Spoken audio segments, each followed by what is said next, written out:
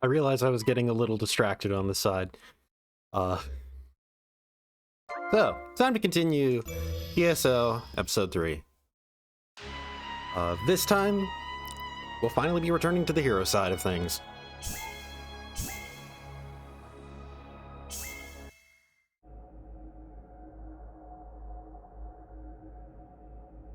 Finally progressing hero side to right before the couple of ending quests.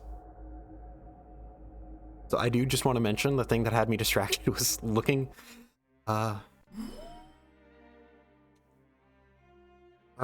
it was looking specifically for fan art of like VTubers and Iono from Pokemon, but specifically drawn as if they like drawn as like iconic Germa moments.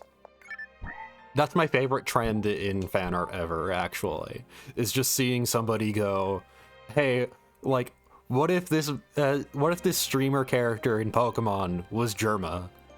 What if this VTuber was Germa? It's quite possibly my favorite little gag and trend in fan art. Iono 985.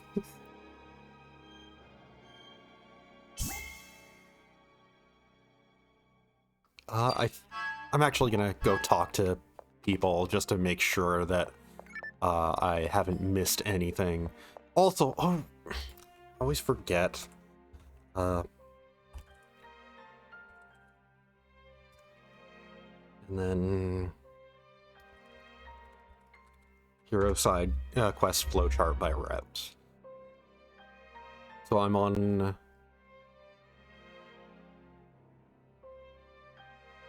Tier 18 with Odor Encounter and Emotions Clash. Why am I talking to you? To figure out if I've talked to you before.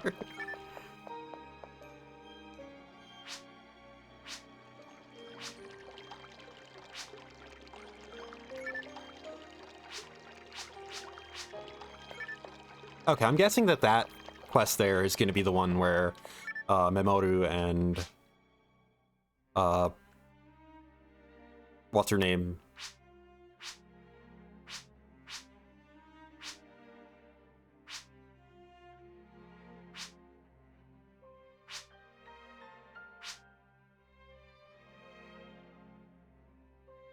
You have anything more to say? Dang. But I'm gonna guess that quest that she is she's requesting to go there, and that's gonna be where Memoru and what's her name make up, because Salagon ends up helping them. Viviana, right?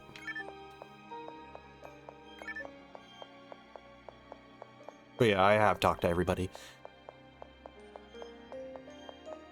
Oh right, I should pull up. Where's my phone? There it is. I should pull that up as for my Twitch dashboard.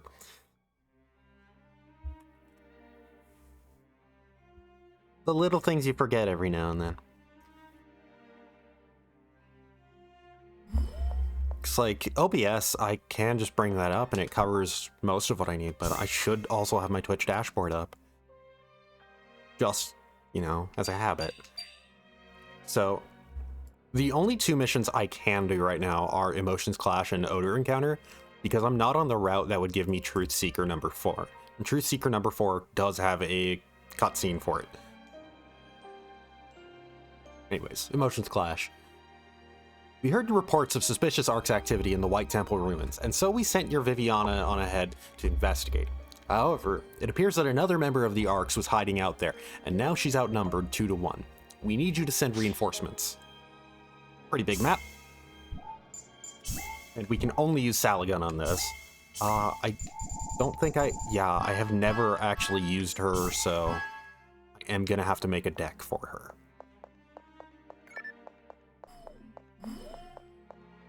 This honestly, by the way, is probably gonna be a shorter stream. Just because progress comes pretty easy for hero side stuff. And I'm not aiming to finish Heroside this week. So, like, I'm on tier 18 out of 22. I might at most get up to tier 20. So, like, I'd be doing 1, 2, 3, 4, 5 missions. Maybe 7. But then again, that would leave only 2 left for next time.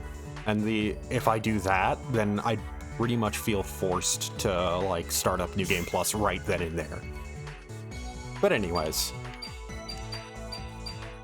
might as well mention, I did also recently... What is Salagon's gimmick? What does she do?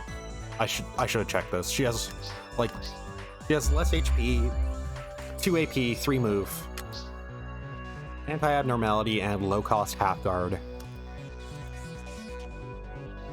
So she receives half damage when directly attacked by creatures that cost 3 or less action points, no effect against equipped items.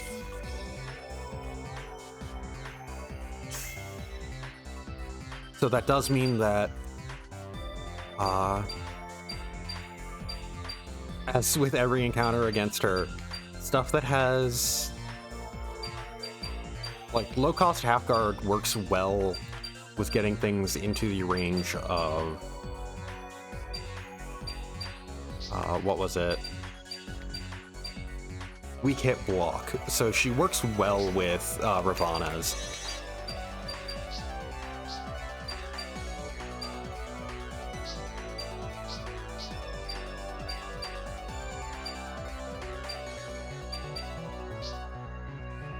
Savitri is really good, but god, that cost on a mag. It means that you can only really equip, like, one thing afterwards. Well, equip more, but... Rich. Big hand. Increase the number of cards a hand can hold from 5 to 6 for all players while this card is on the field. Up to 6 cards can be drawn during the draw phase. I'm probably going to want Saber Dance in there. I'm just thinking through what I want to put in here. So I definitely want Durandals. Dragon Slayers are pretty dang good. Red Saber's high cost, but it's good.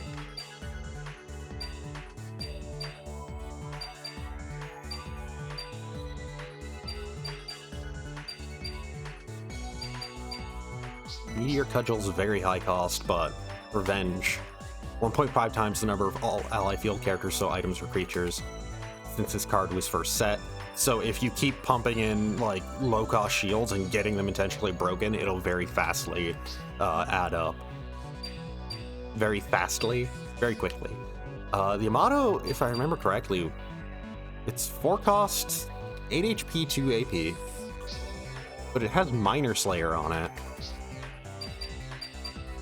And low-cost Slayer on the Sage, so might as well throw that in there.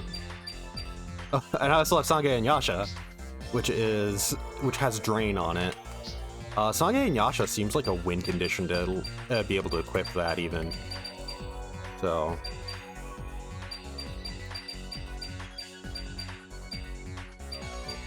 Custom Ray is a handgun, but with 1 AP and Link AP boost. If equipped with Custom Barrier, that's actually pretty stellar if you have a steady amount of custom barriers. The Bavache, yeah, the handgun, but it has weak spot on it.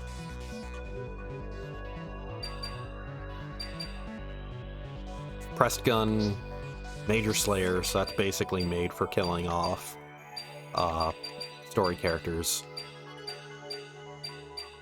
Yeah, I feel like that's good enough for that. Soul Barrier... Honestly, 1 less HP for Tech Half Guard? I think that's better, flat out, on average. It's 1 less HP, but that's a pretty reasonable loss, honestly, in HP. In a lot of cases, that's still probably going to take the same amount of hits.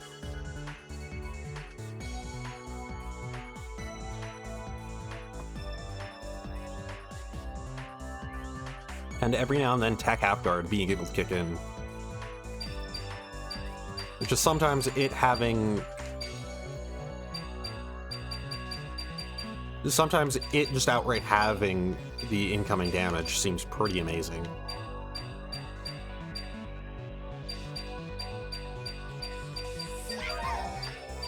And I'm gonna have to go through and figure out what I want to remove.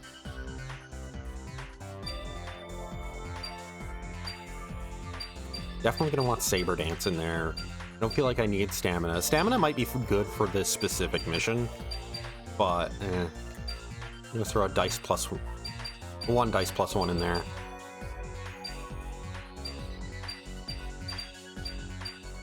I'll throw 2, just to increase the odds of drawing it.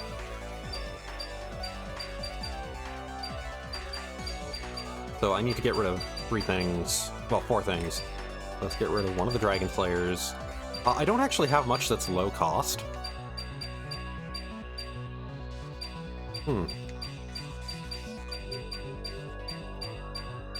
Like, the lowest cost stuff I have is 3, but admittedly, that might be fine. I'll get rid of the 2 suppressed guns.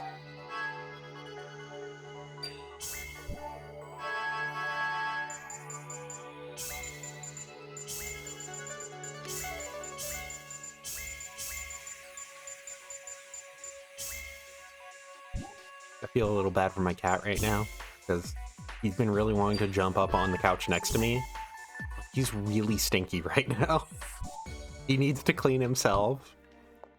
And it's just like, it's hard to tell him, hey, you need to clean yourself. Please, if you want to, you can lay down in front of me and I'll still pet you. But if you want to lay on my lap, you need to get clean.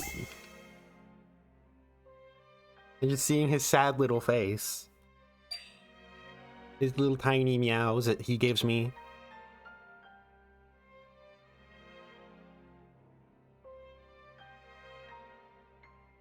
But anyways, let's get to the game.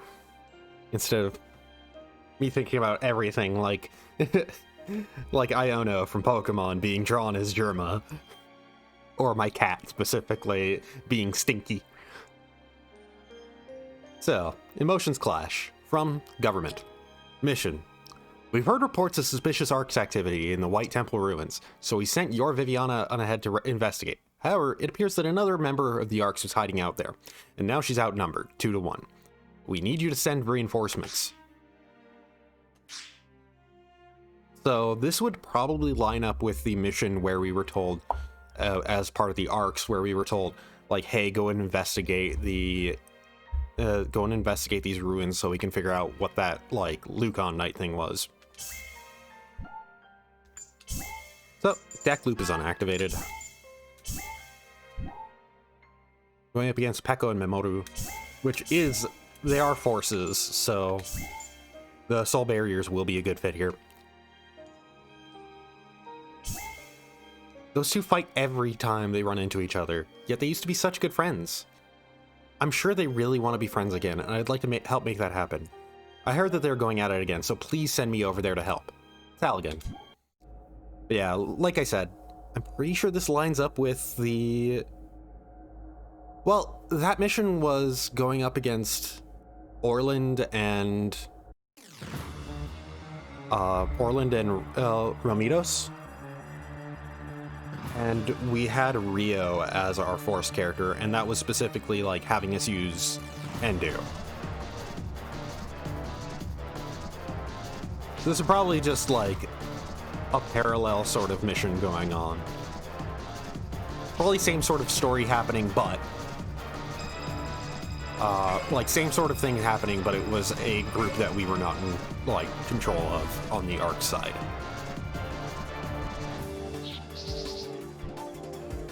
I'll keep this. Start dice.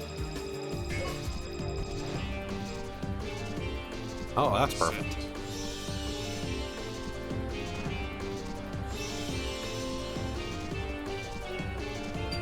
Okay, so what do I want to use? I'll go with the Yamato.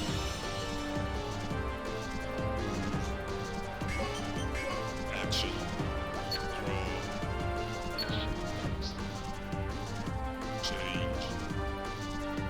I did pick up new earbuds today as a side note, because like, mentioned how my previous earbuds, like every day they seem to be getting worse.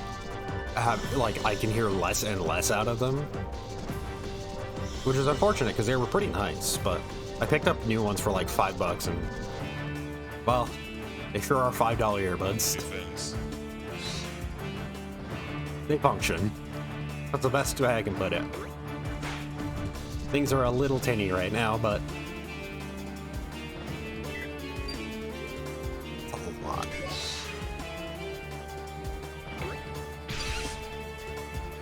Well.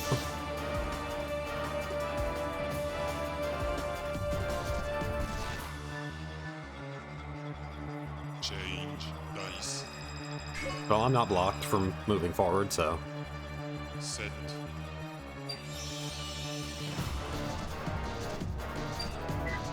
I'm just gonna move forward. I'm not gonna equip anything. Action. Defense. Hopefully Viviana won't get herself killed, as I'm just heading directly for their faces.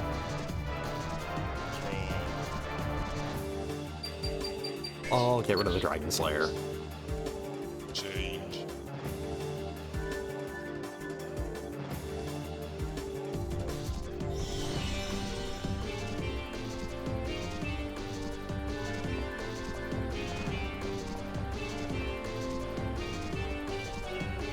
Change dice.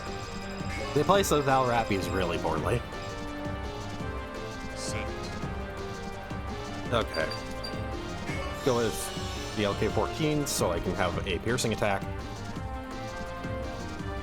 Am going to have to swing in, unfortunately. I say unfortunately.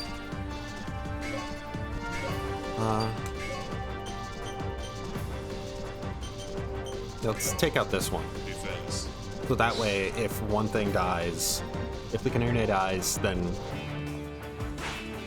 I still, at the very least, am able to hit it off to the side. Okay, it's not likely to die in this attack. That's a lot more HP than I thought it would have.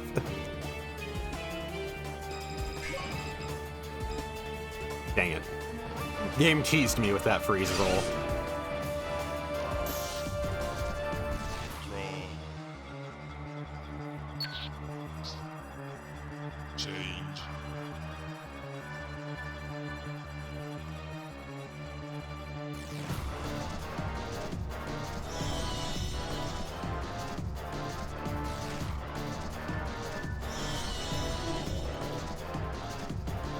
Okay, the Barbel is for Pekko though, right?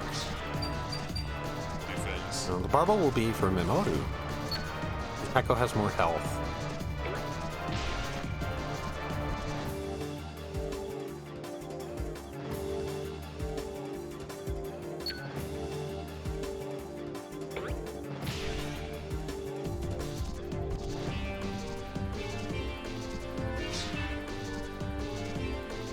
Change. Oh hey, the Canune moved out of the way. Set.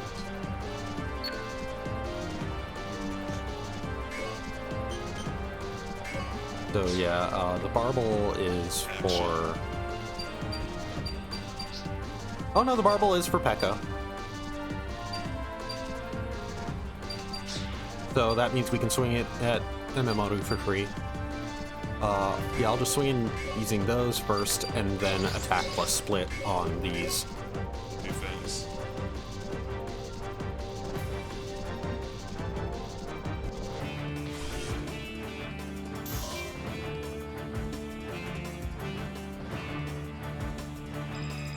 I do find it kind of funny, by the way, that the Twin Sabers, their gimmick is that they hit to your left, as alongside right in front of you. Because daggers, those have the double attack as their gimmick. Draw. Change.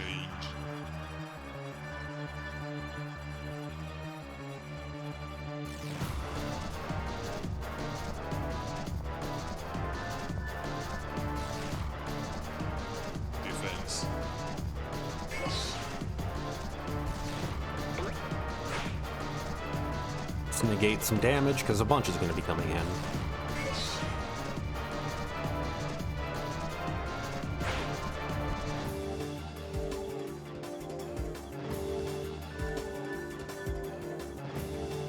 Change dice. I'm just thinking that with the deck that I built, if I were to ever get... If I were to ever have,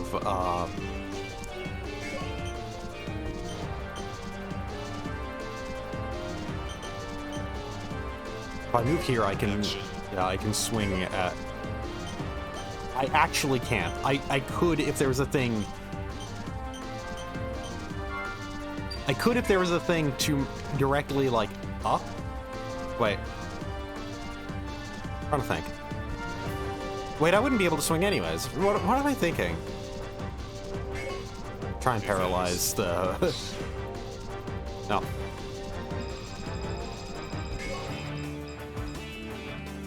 Not paralyzing the barbel.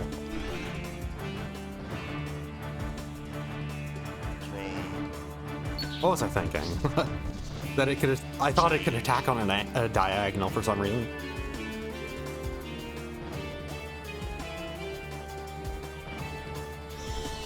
Hello, cat. He's rolled back around. Defense.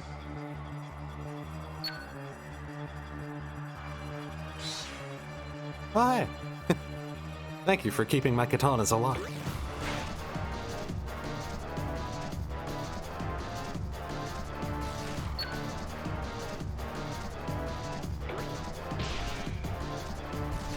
My cat is circling my couch because he really wants to jump up, but I'm not letting him. Change dice. He's too stinky. Set.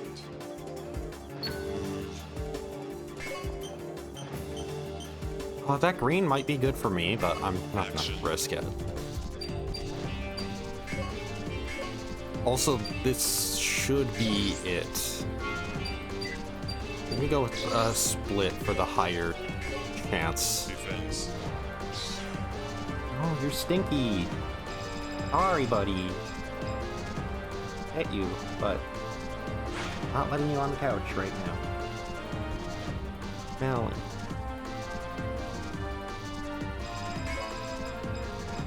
Oh, there we go. Yeah. Yeah, split is really good. Split attack. It's an incredibly good damage boost. At work, it's like the odds on getting something like better than what you normally pay is just really high in comparison to like the odds of getting worse.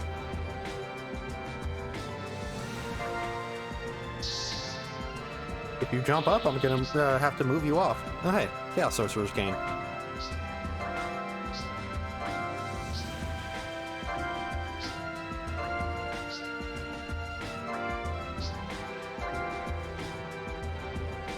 Hey, Stinky.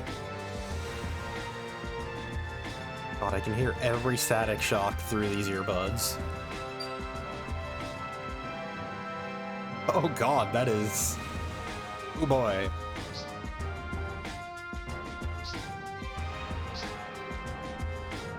PP power, attack, half guard, battle recovery. Increases physical attack by that you inflict by 1/3 the sum of the TP of this card and the TP of the story character equipping this card.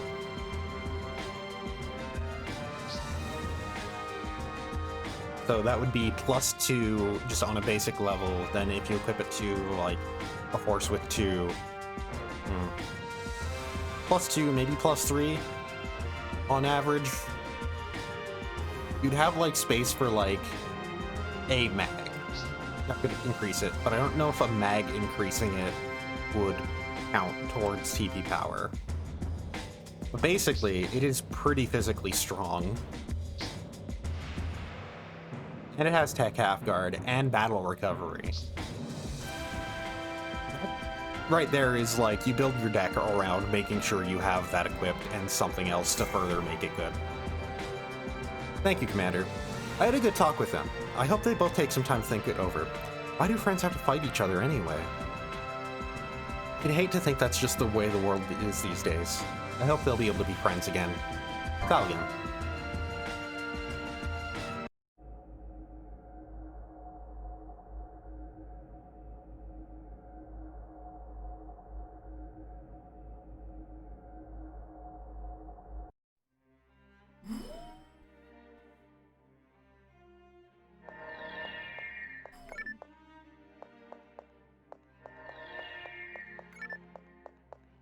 My cat is just so insistent that I pet him right now.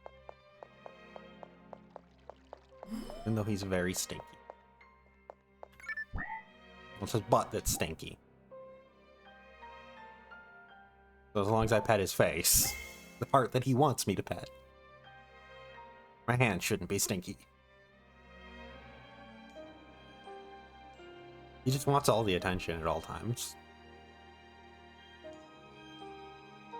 So, odor encounter from government. Mission. That place we just discovered is like the inside of a living organism. We'd like to go and find out just what is going on there, but it seems quite frightening. So we're sending you instead. Good luck!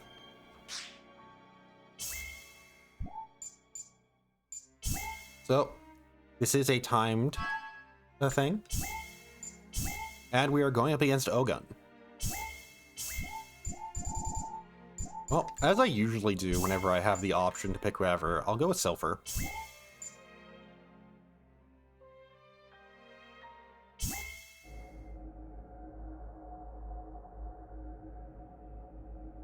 Hairy little man. Got a hairy little man laying on me.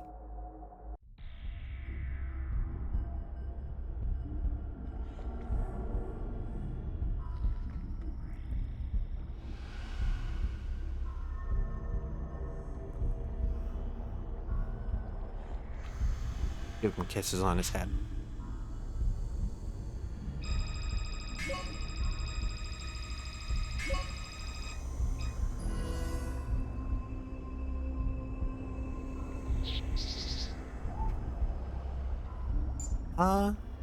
Yeah, let's keep this.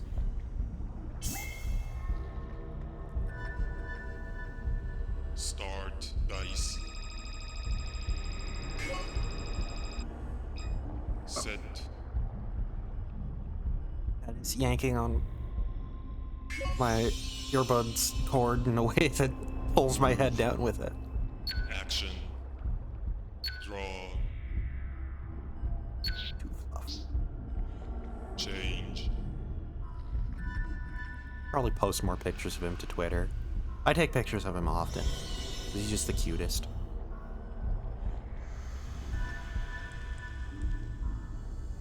Defense. Hey. Guard creature.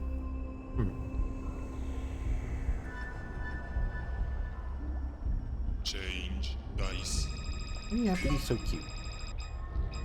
Set. So cute and so stinky. Move. Action. Do you want up now? Or you want up or are you getting comfy? Okay, so I should see, what does the dub sheik have going for it? It's a 3 cost, 5 HP, 1 AP, 3 move. Full heal. Before each turn, this card recovers to max HP as long as it has at least 1. I'm taking my time.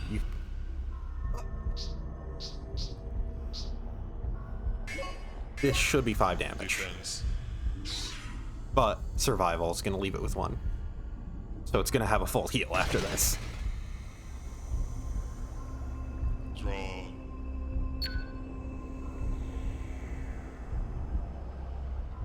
It's a pretty good effect on it. Change. You have to kill it in 1, otherwise it'll come back every time.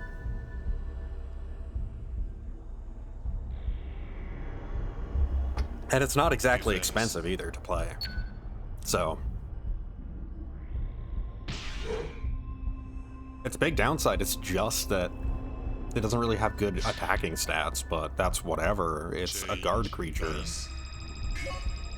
Its goal is more to keep you alive. Set.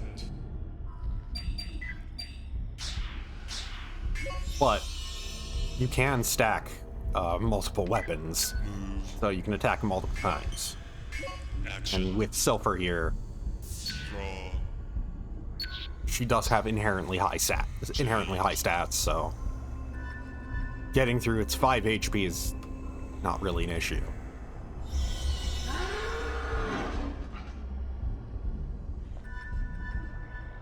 Defense. Okay. I mean, if it breaks the Dragon Slayer, I'm gonna equip the Chainsword because I'm already now in range where the Chainsword's downside isn't really a problem. Change dice. Set. Move. Action.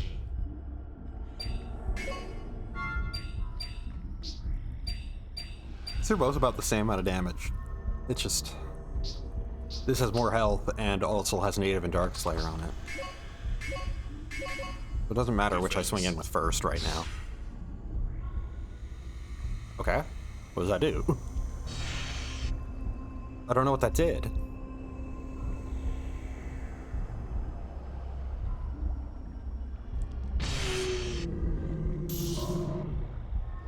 Draw. Change. What did it... What was it? Solid. Defense action, use on ally. Okay, weak hit block. Oh, that's all it is. It's just weak hit block. Defense. It's weak hit block, but you can apply it to an ally. Which... Actually...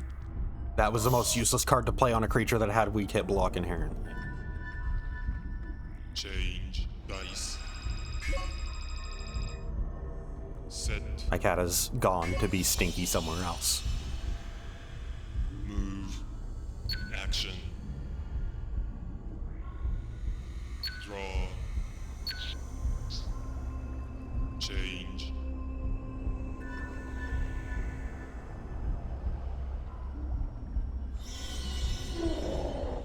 Got a lot of guard creatures. Defense.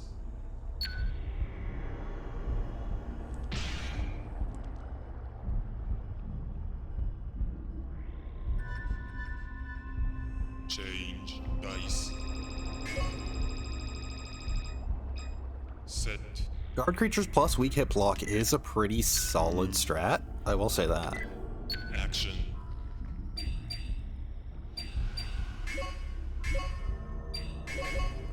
Defense. Unfortunately, my hits are anything but weak.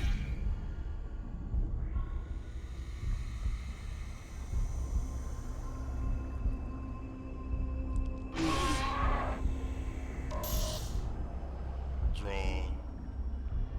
I'm gonna discard that. That shield. Oh, hey, a super gun. A suppressed gun.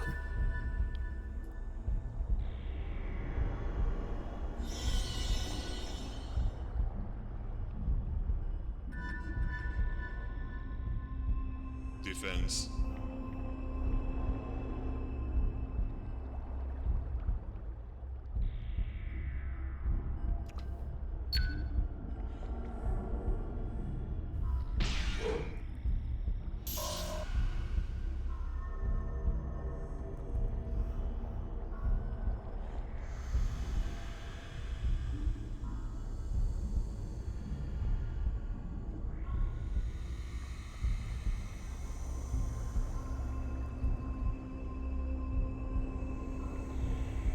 I was getting distracted by posting. Sorry. Saw somebody posted a thing and I wanted to read it and I was just like, oh right, game. Video game. I'm playing a video game. Set.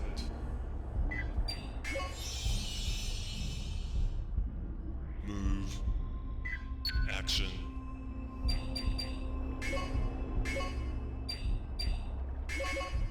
Defense. Might as well. I ain't moving anywhere right now. I'm just damaging him through Unfilial, basically. Change. Eventually, I'll get up to him and be able to hit him directly in the face.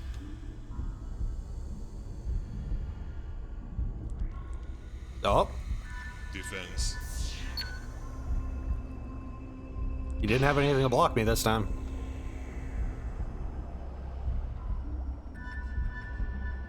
I mean, Change. technically, Dice. guard creature's there, so Send. he technically does have something to block me, but... Action. Damn, right. Draw. Cost 2 to move with the chainsword equipped. Change. Whatever, I'm in his face.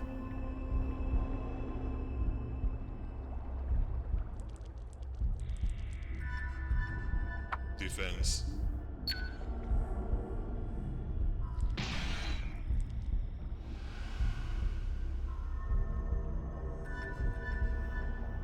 Change. Dice. Set.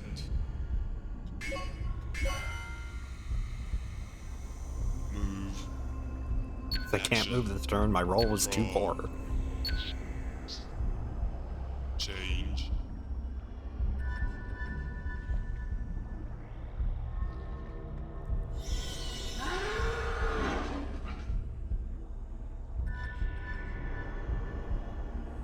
Defense.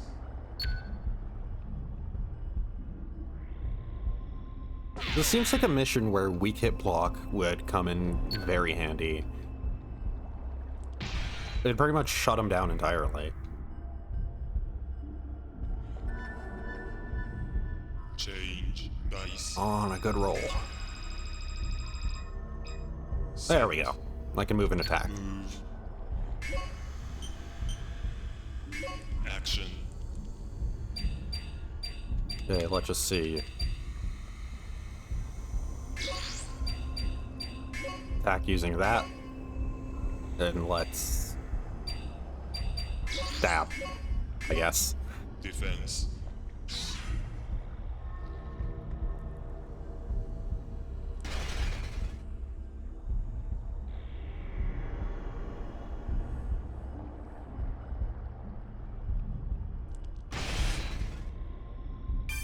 Yay, a dice bonus. Draw.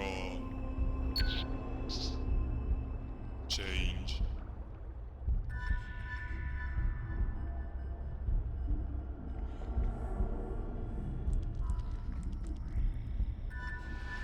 Defense.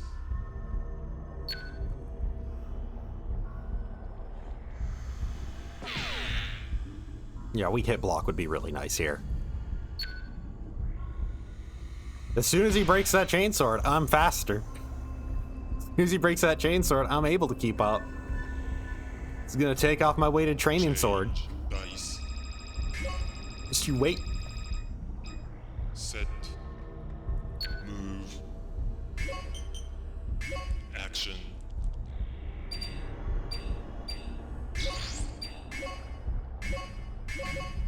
Defense.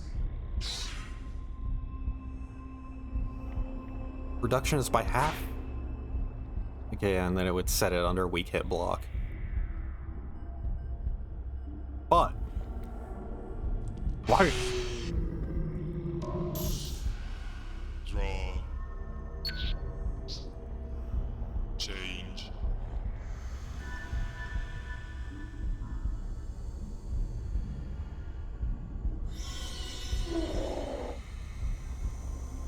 It'll take a while to just chip him out, basically. Change. Dice. Set. Move. I am gonna have to move. So I can try to get to the other teleporter right now. I do not want to use that yet. Defense.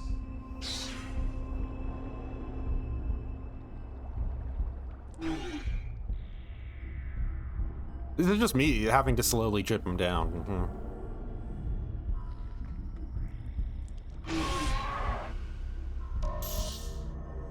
Draw. Discard the handgun and the saber. Change.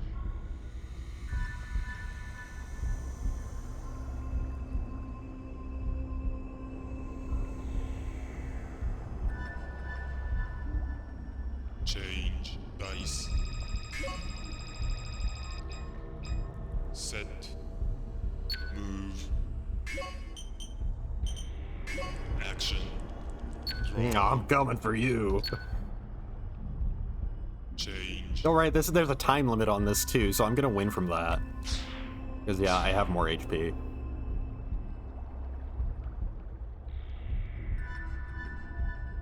Change. Oh, that was Dice. probably the strategy, to win through time just through guard creatures. Set. Huh. Move. Action. So Draw. Guy Killed actually would have been really good for this.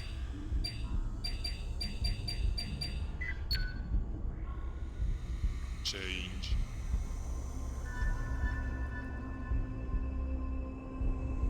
He's gonna have to try and go for the buzzer beater. So, like, isn't the most unreasonable thing. Defense. Because, yeah, there goes my chainsword, and I'm gonna take 1 point of health for that. Still have more health than he does. And also, part of the question is, it's like, is it Change. Dice. more health or, like, more damage done?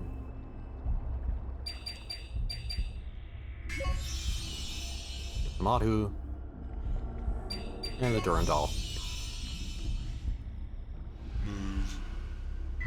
Action.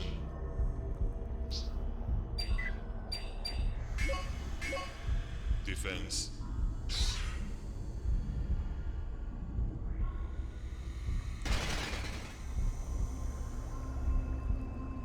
Draw.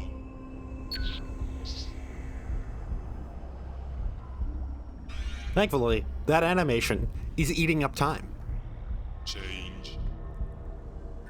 Lost time. Yeah, he just gets to take his action and then game. Then I win. I think I win. Defense.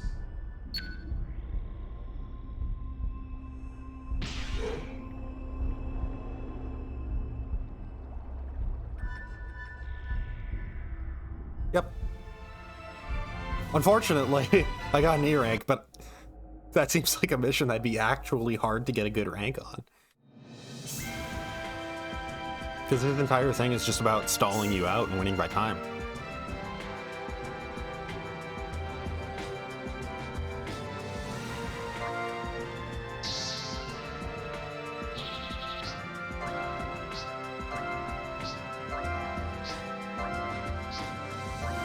So, nothing of note.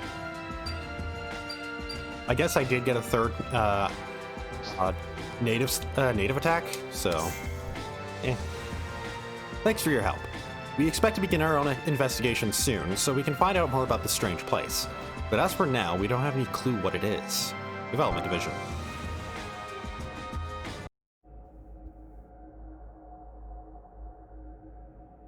Yeah, I do find it kind of funny that at this point in the game, yeah, both sides are still fighting, even because they're just convinced the other is, like, going to use the Great Shadow against them. Oh, hey! Leave your belt.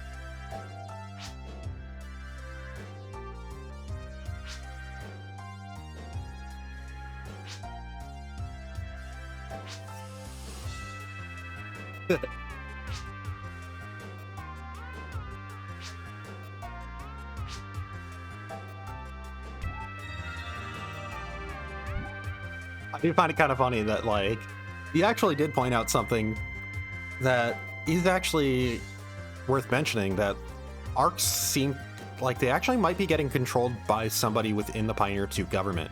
Somebody within the sidelines is actually kind of manipulating them.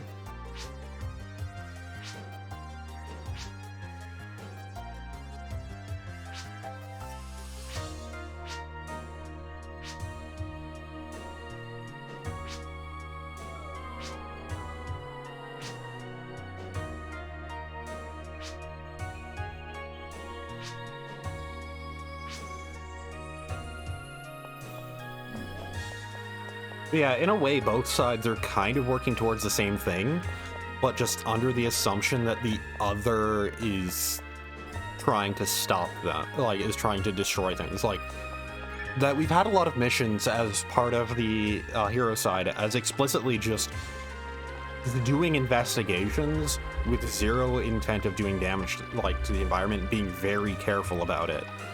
But then the arcs come in under the assumption that we're there to damage the environment with how we're acting. So it does seem very much like there is a level of the arcs are being manipulated into conflict with us when there are situations where there actually doesn't need to be a conflict.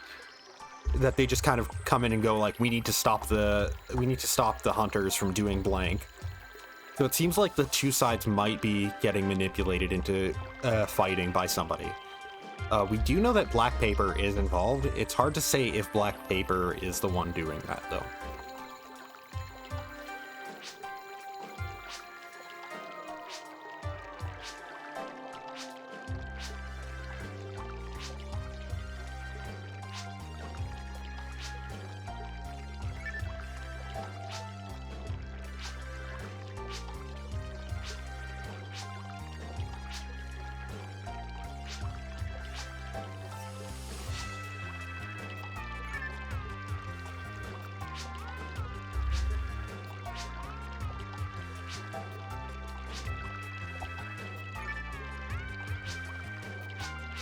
So it's worth noting that for the weekly check-in that he was supposed to do, that Break was supposed to do, the weekly check-in, he skipped it the week that he died. So this is explicitly a clone of, well, Break. This is explicitly a clone of Kran's.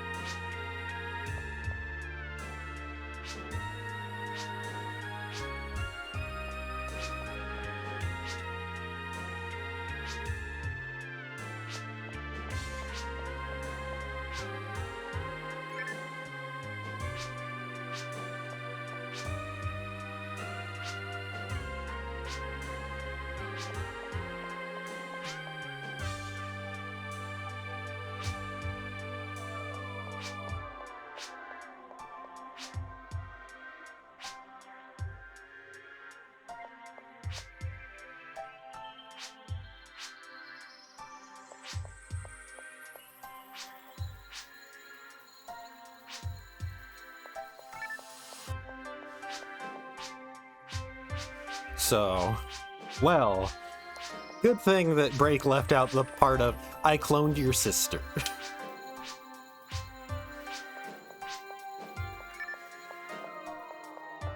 I did. You know how it's really shitty that they cloned Kran's and now we're left with these sort of, questions about the nature of life and death when cloning exists? About that, I might have done the same thing for the same reasons. Oops.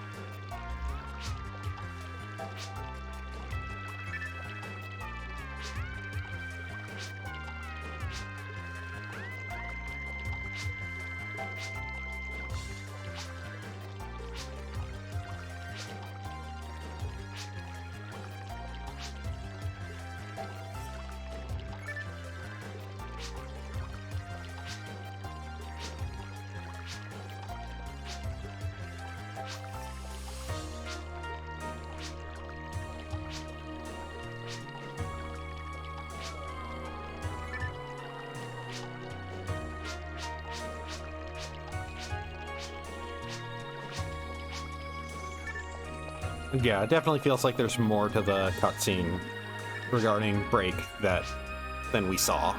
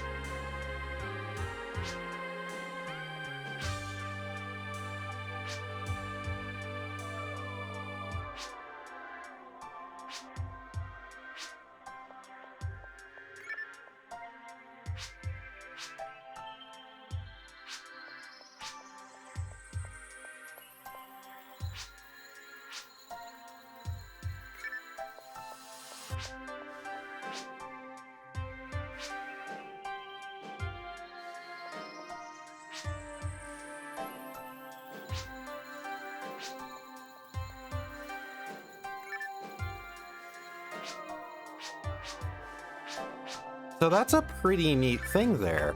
Orland and Relmidos are explicitly part of our group knowing everything that's going on, and have been knowing everything that's going on. And they joined this group as an intermediary for the Arcs and for the Hunters as well. They're actually kind of meant to be a bit of a neutral party, if anything. A third party, if anything. And are basically trying to talk down the Arcs from taking more extreme actions while still kind of ensuring that the Arcs succeed. They're trying to do the exact same thing that the Arcs are doing and destroy the Great Shadow. But they're also trying to talk down the Arcs from extreme action. And it sounds like part of the reason is that the Arcs actually, yeah, they are being manipulated. The reason why they are doing everything, they don't realize that there's actually people in control of them, shadowy figures behind them that are supporting them, that don't want them to destroy the Great Shadow, that do want access to the germ and control of it, and that they are actually being manipulated, and that Orland and Relmidos are actually here to kind of help guide this group away from that and to try and help prevent the Arcs from becoming too extreme and and thus falling, potentially falling into the hands of the whatever shadowy group is controlling them, too much.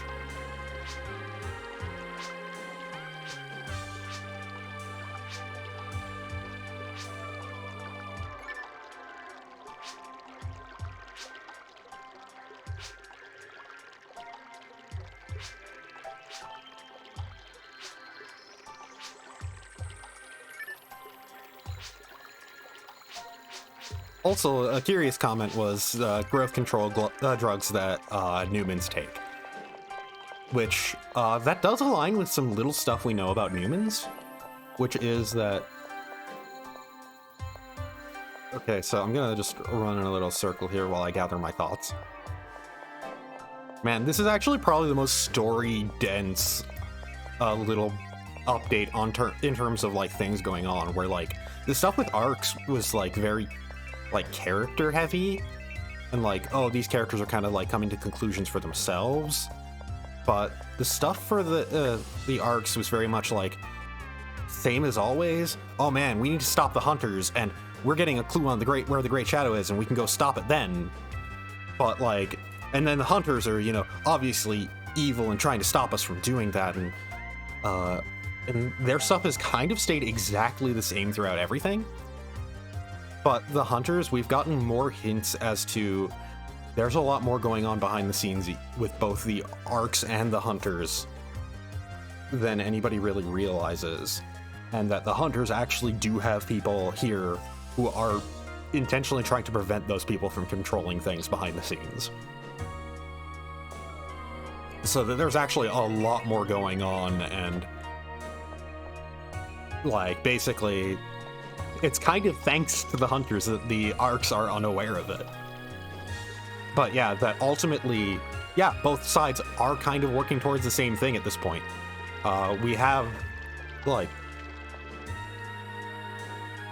our, chief there, and he's mainly just concerned with getting more power, but in a way, that allows him to be manipulated by the people who are we need to stop the Great Shadow. We need to just straight up destroy it and prevent anybody from having access to the germ. We can manipulate this guy to do this to let us do this without him realizing it. But yeah, both sides, for the whole cloning thing for both sides, it's also like a neat thing of like, both sides needed to clone a specific person to try and get information on the Great Shadow and its location. Both sides did it for the same reasons, and both sides actually do have the same uneasiness about it. Though admittedly, in the case of the Arcs, it's also a much bigger personal betrayal of their own ideals. That the fact that they are resorting to doing the exact same things that they decry.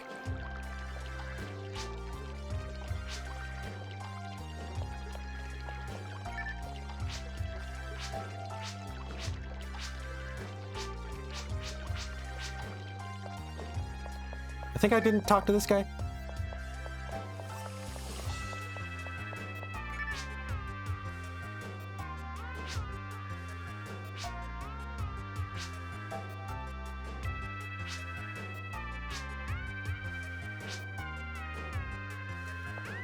Yeah, it is. Like I said, it's pretty neat how I was expecting that the Arc side would be more of like this is the truth behind the scenes, but the Arc side is actually kind of more unaware of everything going on behind the scenes.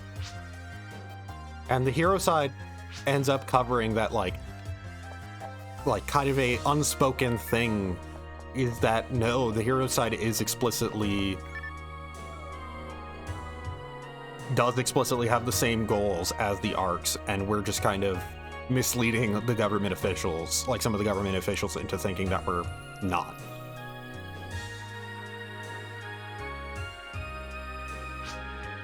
But that, like, the real danger is the Arcs, is the fact that they do have somebody from within the government probably controlling them.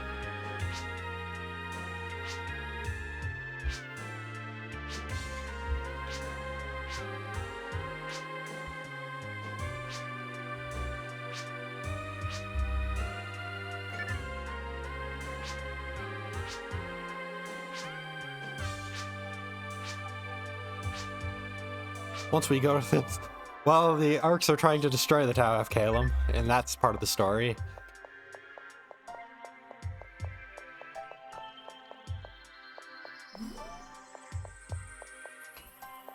Which, once again, there is that question of, like, now that this has been proposed, there is now starting to be the questions of, like, with stuff that the Arc says that they have to do, is that actually them being misled into thinking that they have to do something?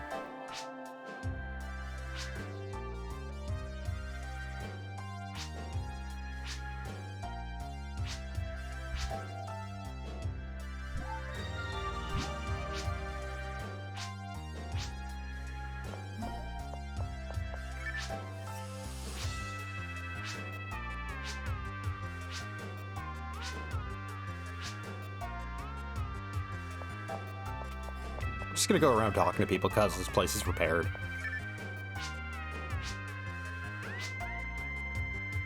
Seems like most of them are back to their original dialogue.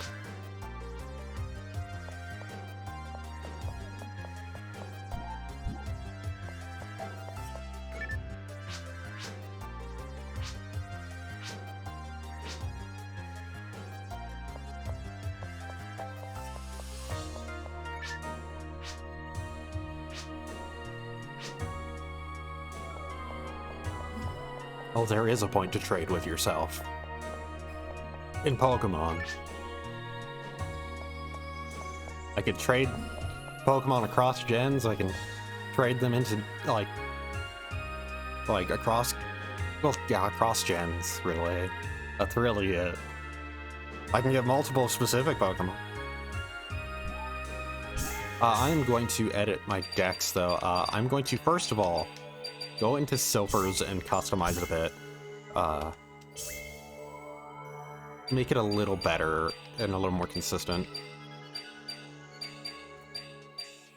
I like the Chainsword, but it's too restrictive, I feel. The Yamato, I feel, is better for the type of deck that this is, and same with the Sange and Yasha.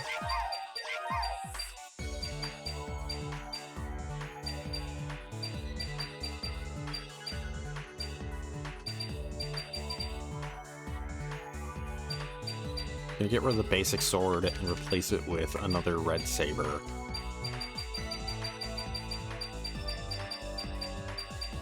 Once again, I feel like 2 soul barriers is better than anything else. The Madhu. Go with another Madhu. Let's remove 1 slash, 1 snipe, and replace them with some splits.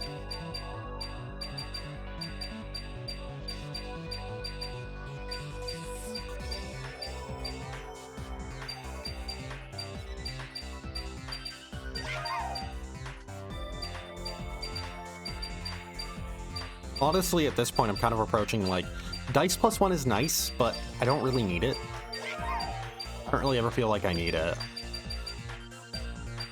But I can just get by without it on average.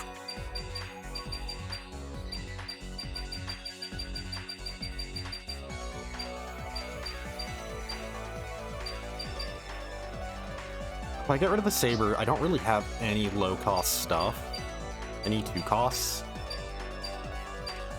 So I do have to think about my cost curve. So 4, 3, 3. So I can equip 2 3s and a 2. 2 4s. 2 4s. Well, 1 4 and a 3 and then a 1. Madhu is a 2 cost, right? Yeah, so I'd be able to like do Soul Barrier Madhu and Yamato. Or Sange and Yasha and Madhu. I think I'm kind of okay with this, though.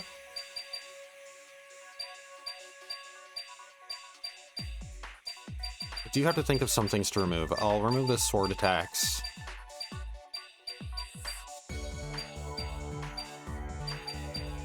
Remove that. I only have 1 sword guard, but I'll keep it, because I usually get a lot of defense dice with nothing to use them for. I'll have 2 guards in there. Saber Dance is good for, like, going all out on a turn.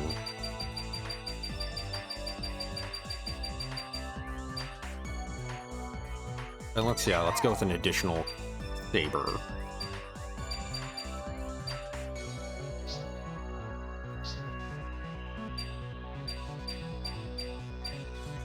I'm thinking, okay, so this has SC Slayer. Inflicts 2 more damage when attacking story characters, and that's actually really nice, but at this point I'm wondering if I should go for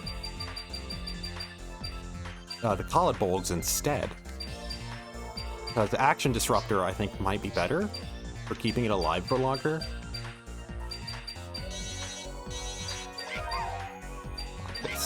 I guess I'll just go with this.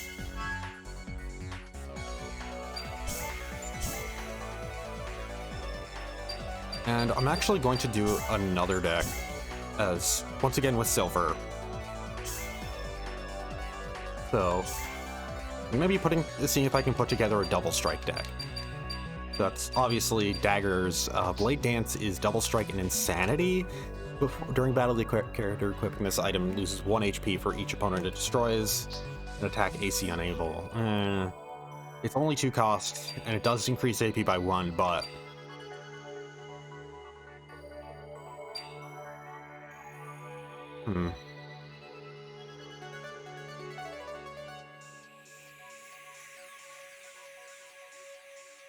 just a lot of questions.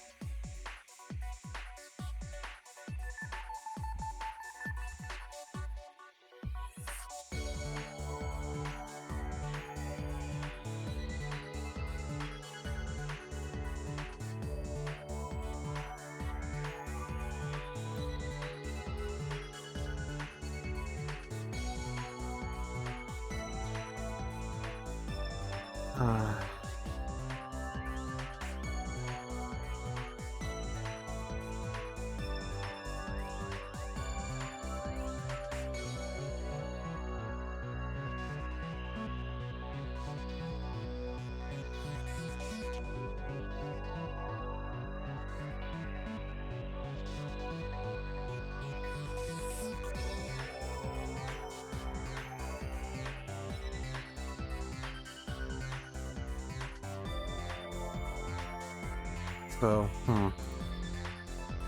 there's just a lot of questions going on in my head, really. That's kind of the whole thing.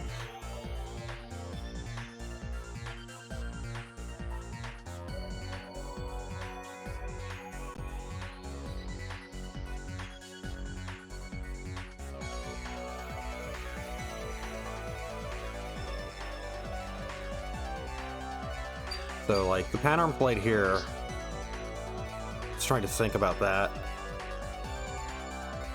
So it's another double strike, and it's Altered Beast Slayer.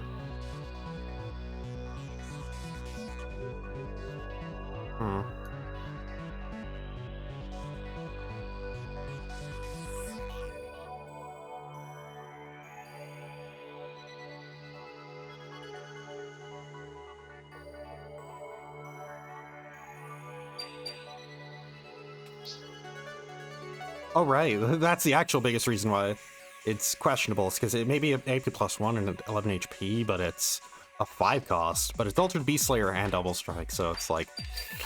I actually don't think I have enough cards to do the Double Strike gimmick, though, is the actual thing.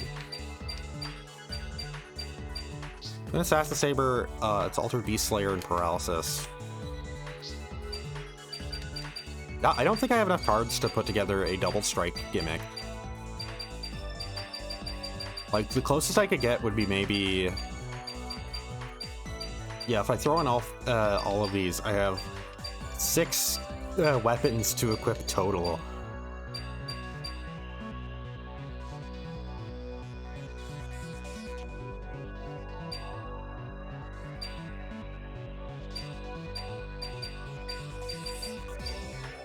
And then...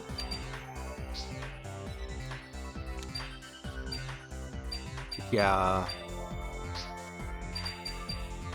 Only 6 weapons to equip total. The rest would have to go towards mags. But I wouldn't be able to have many mags with the Twin Assassins sabers. That would be basically like maxing out on these.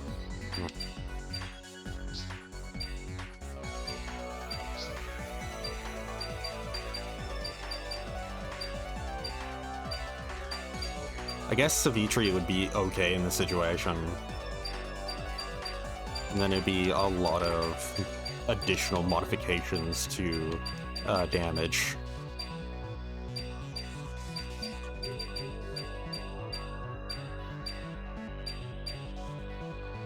Alongside...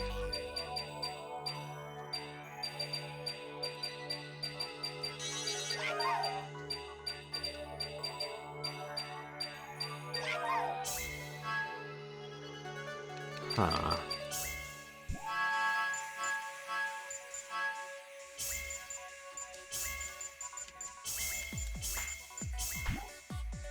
Like, I guess this would work. This would be okay.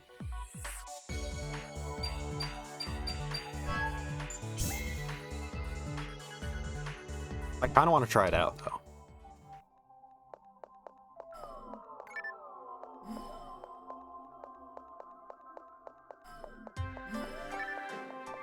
But anyways, for this, we're now on 19, so we have 3 missions to do.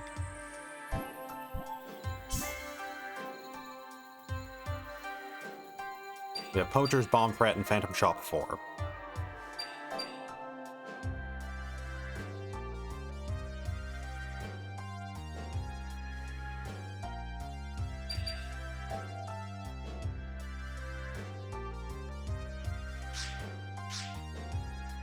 So with... I see the name of Poachers here, and I see the fact that it's a 2v2. Does this actually... Deck selection. We're up against Ogun and Highs, and we're with Kilria. I think this might be a mirror of the quest in which we were, like, in which they were doing... Arx was doing photon analysis for the area. That it's just kind of makes it feel like, oh, both sides just kind of ran into each other at an unfortunate time, thinking that the other side was guilty of something. Maybe. We also have Bomb Threat, which is how we progress things. And yeah, that's explicit. That's what they're trying to do. And then Phantom Shot 4. That is a tiny map. But anyways, let's go with Poachers. This one has a cutscene attached to it. Let's just see. This cutscene is with crayons. It's actually been a bit since we've used crayons. I guess it makes sense that we use crayons because of Kilria being there. Probably could make that assumption.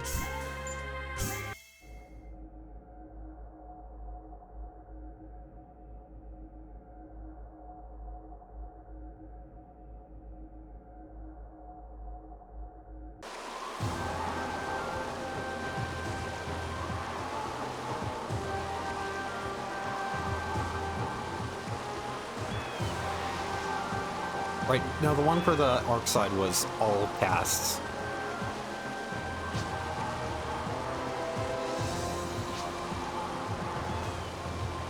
So yeah, it is entirely, at this point though, like, kind of almost missions in parallel where both sides are mistaking the other for doing something.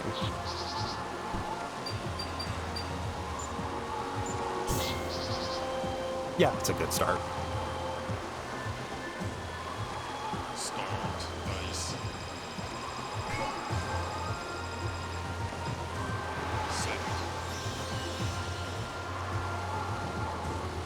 What is the gimmick for Crush Bullet? Because that's 1 HP on it. Oh, it's a 2-cost shotgun. Gun AP count. During battle, this card temporarily gains half the AP, that is half of the number of gun-type items on the field, including itself. On the field. So that includes stuff that I've equipped. Well, anyways, I'll have to equip the Yasminkov.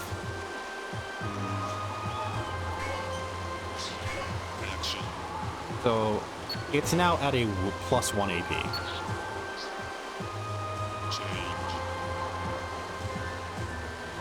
So I kind of see what that combo deck was going for when I was on the Arc side, where it's just like a ton of low-cost guns, and guns that benefit from having a lot of guns equipped.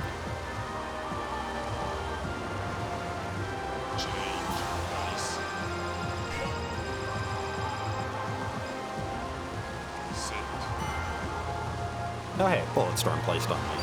I think it's a bit early for that, but...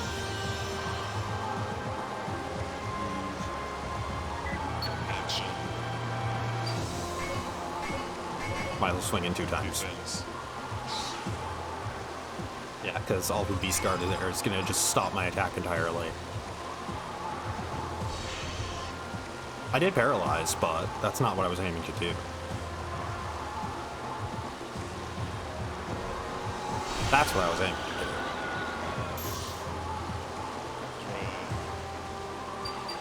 Let's discard that red saber.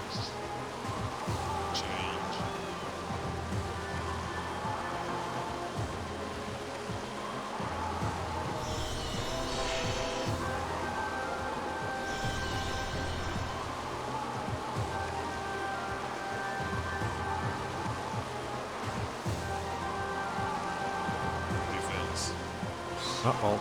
Okay, good. So yeah, the biggest problem with Crush Bullet, obviously, is just that it only has 1 HP.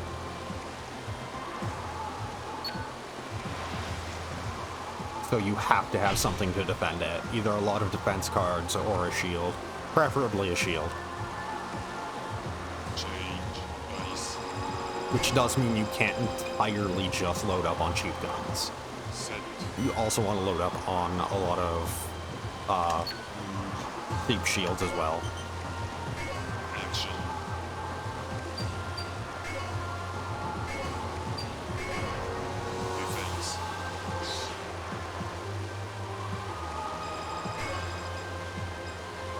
Nah, it's just gonna be a lot of Ultra Beast Guards, huh? A lot of stuff that I just full on gonna force me to have to swing in twice.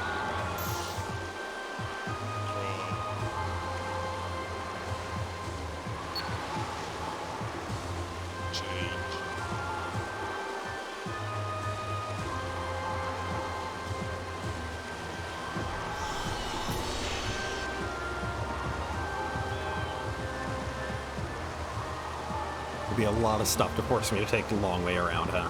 Defense. No, nothing to block that. And Killer actually no longer has anything equipped, huh?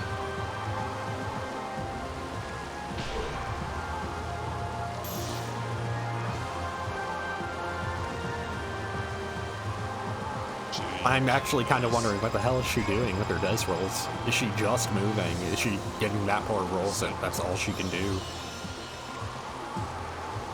Seems like it.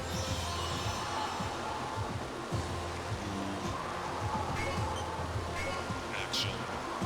At least I am slowly moving towards things. Defense.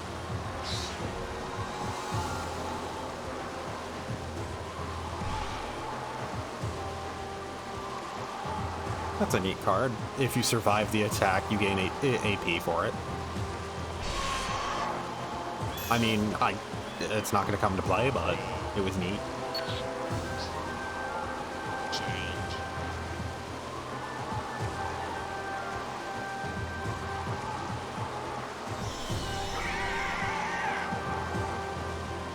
Alright, an aerial creature. Perfect time for my aerial assassin ability.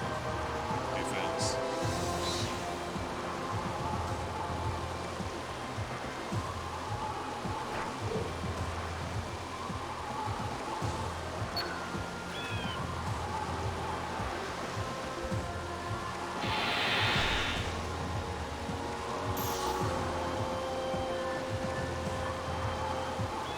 Change. Dice. Set.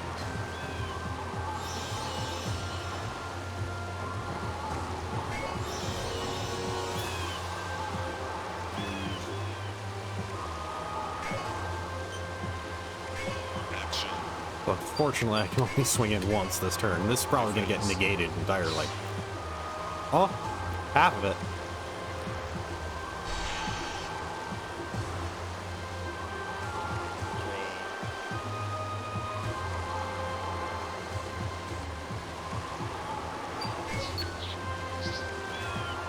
Change.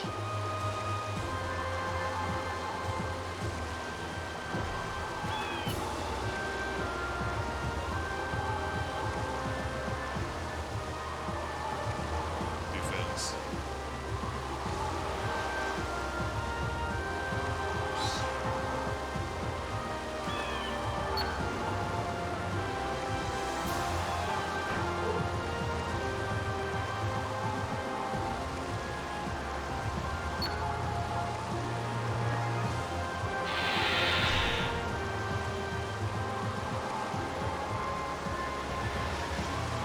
Change.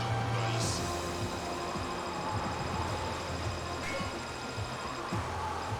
Set.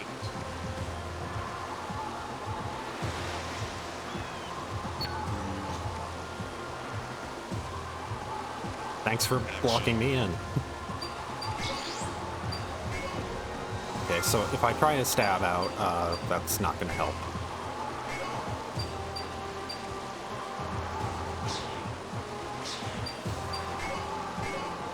Defense. I'm going to save my gun attack for when I'm attacking directly.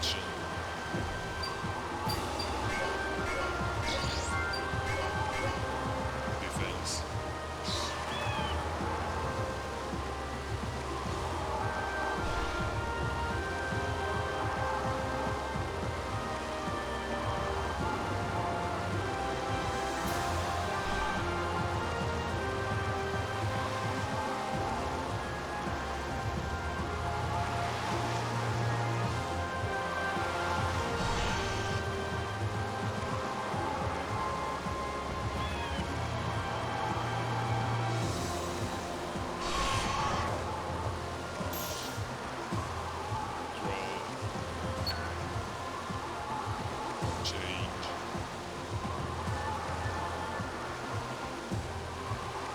Huh, I could actually have an open shot at Ogun there. Defense.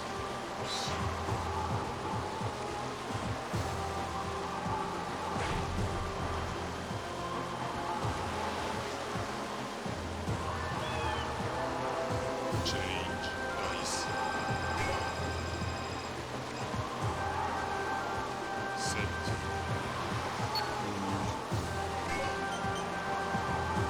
Action. Defense. Well, Killer is going for the throat.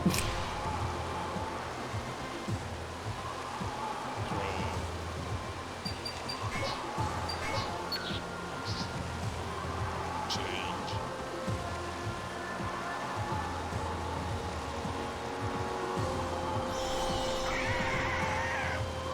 Damn it.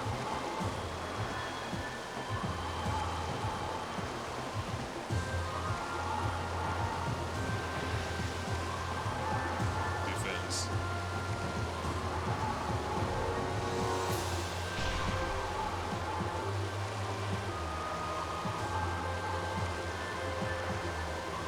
Change.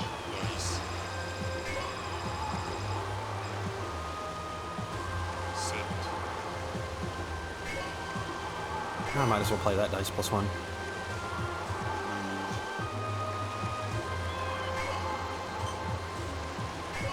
Action.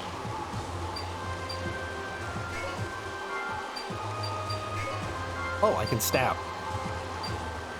I'm gonna gun attack. I can't afford to gun attack and stab. I am gonna smack the barbell a bunch. Defense.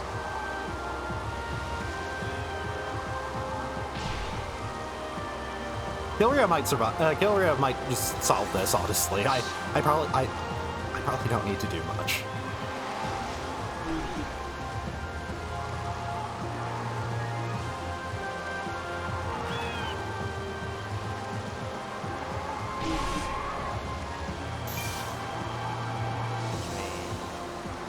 I mean, there is the potential of, you know, just Change.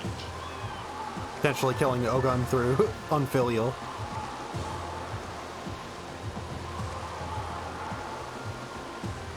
Defense.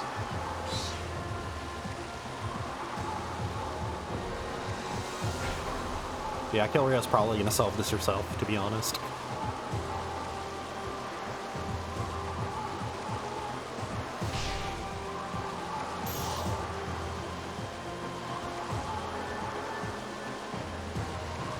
Change. Dice. Set.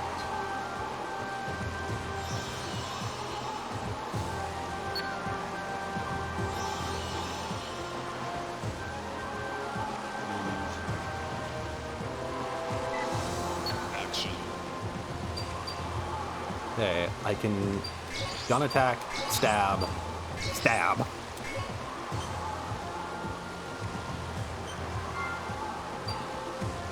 Wait, I have fixed range, right? Damn it.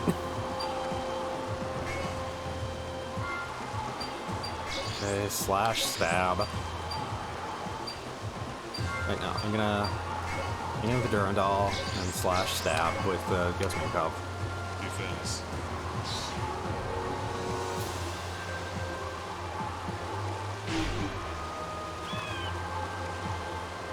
Yeah, next turn, Heise is dead. Oh, yeah, next turn, Heise is turbo dead.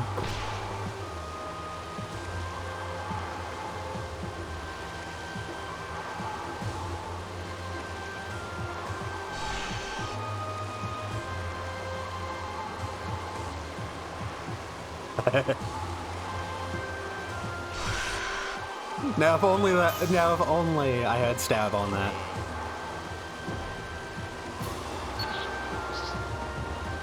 Change.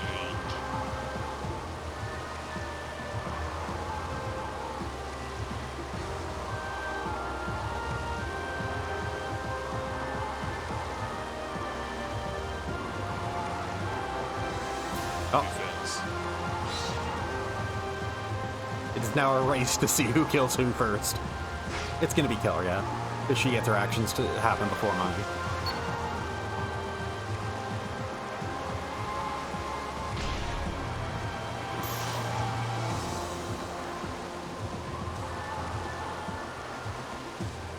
Change. Race. Discord I'm in is currently doing a lot of New Vegas, or Fallout New Vegas shit posting, and it's very hard to look away from. Action. Gun attack. Gun attack. Gun. Defense. Yeah. Well, there goes Hive. We win. I wasn't even able to see how much damage I would have done. Hey, a B+. Time for a cutscene.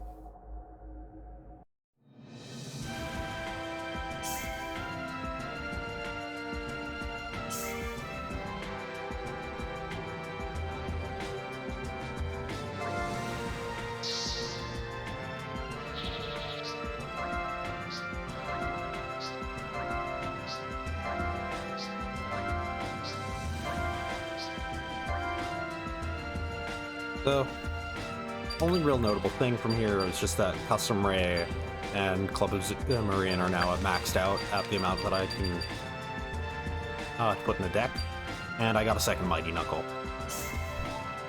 Thanks to your efforts, poaching activity will likely be on the decline for a while. We will form a plan to deal with any potential future poachers. As always, thank you for your assistance. Development Division. Yeah, it does seem like both sides are being played for fools in a lot of this, to be honest. Because that definitely was our side also being played for a bit of a fool.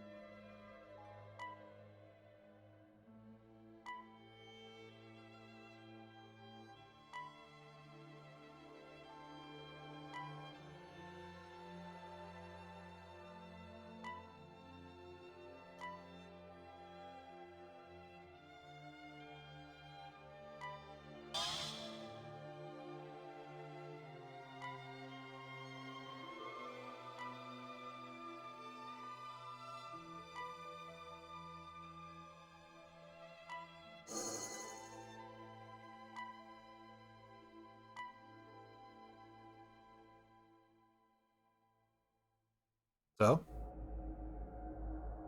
cloning Blitz, well, Crans, proved to work out in the end. We now have the location of the Great Shadow. Of course, basically everybody who knows about the Great Shadow on our side is in a spot of, we need to fucking burn this thing to the ground and make sure nobody gets their hands on the germ.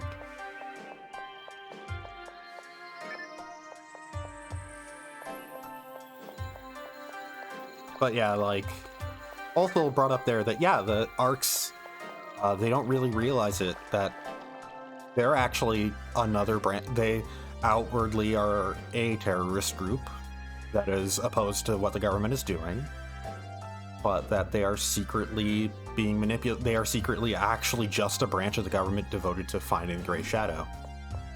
They think that they're doing it because they want to destroy it, but the government agents at work are explicitly not for that. They are trying to get access to it, and likely, yeah. So basically, that's kind of the big, well, Great Shadow hanging over the Arc side right now. Is their whole thing of, we'll destroy it after we're done, and their whole thing of, well, we're out to destroy the Great Shadow and prevent the use of the germ, to prevent it from taking over everything. For the individual members, that is correct. But for the leadership, that is not actually the case. It's hard to say if Red is involved on that side. I think that Red might very well just be another unwitting stooge in everything. That he doesn't realize that the people giving him orders are actually playing both sides. And that, yeah, that everything is kind of fundamentally built around the idea that, hey, they're gonna find the Great Shadow, we're gonna swoop in and grab it, and gain the power from having the unlimited source of the germ. But yeah, that's kind of the big shadow now hanging over the Arcs, is why, like, why both sides are kind of, like, in conflict is really kind of because there are forces making both sides be in conflict, that things actually could be going much smoother. But there are people behind the scenes trying to make sure that they aren't, because they want to have that conflict happen so that they can swoop in and get the Great Shadow and get the source of the germ. But yeah, like I said, that's kind of now the big shadow hanging over the Arcs as to why they aren't inherently like, well, we should just side with them. It's because that whole stuff of, like, I don't really trust them when they say this stuff because I don't really have a reason to trust them. It's because, well, they themselves don't really realize they're being misled to some degree. Obviously, on the Arc side, things are going to turn out okay, because it's going to boil down to, like, the people involved taking action and whatnot and being better than the shadowy leaders think. That's my guess. But yeah. Anyway, Phantom Shop 4 from Monica. Mission: I'm searching for a certain food. Yes, the truth is I'm searching for cake. When my mother was young, she was a member of the Hunters. On one of her missions in a cave on Ragol, she came across a cake more delicious than anything she'd ever tasted before. I want her to be able to eat that one again so she can get well. Please help me. You don't think it's so your mother can get well. I think it's so you can have it, but whatever. So this is Phantom Shop 4, the 1v1, very tiny map. We're going up against KC. Let's try that dagger deck. NetPipe's information is worthless, so I'm not relying on it anymore. This time, I got my info from Beck Hayes. I sent him a fan letter, and he made contact with the cake shop personally. We received a letter from the three sisters saying that they'd be in Tenor Sinus, gathering natural salt, and they'd be delighted to give us a cake there. This time, there's no mistake. I'm sure of it. Kind of fun that she contacted Beck Hayes. I'm going to assume that, yeah, she contacted Beck Hayes, and he did give her legit information. Because Beck seems like a pretty cool dude.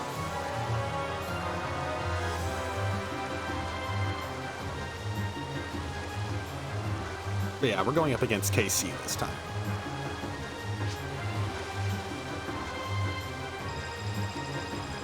Wait,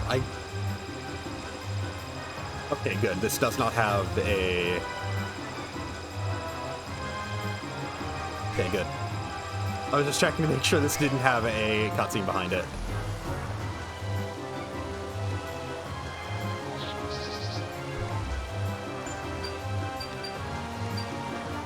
I'll keep it.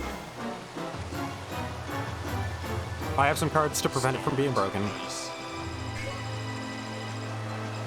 Set. And I'll play the saber dance when I get in. Action. Draw. Change. This admittedly actually has been a pretty longer stream, like longer stream than I intended, entirely because of how much story stuff is getting unfolded, like is unfolding right away. How much is happening with regards to all sides involved, and me having to, you know, vocalize and put into words kind of the thoughts about that. Set.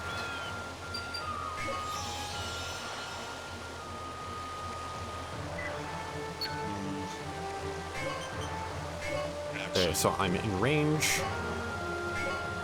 Defense. So double strike of 4.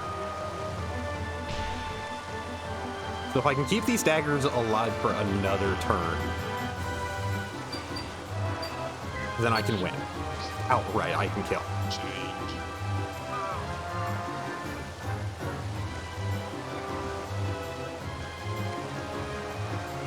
But of course, they are like 1 HP, so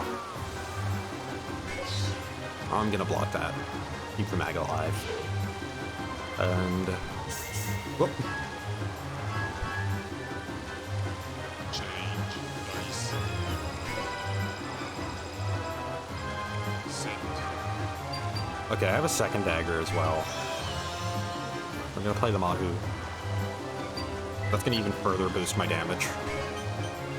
And I'll be able to swing in this time. Defense. Yeah.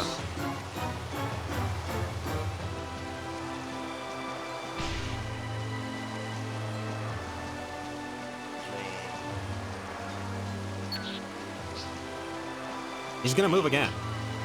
And that's gonna be the pain of this. Chasing after him and thus not having enough AP to actually do other things.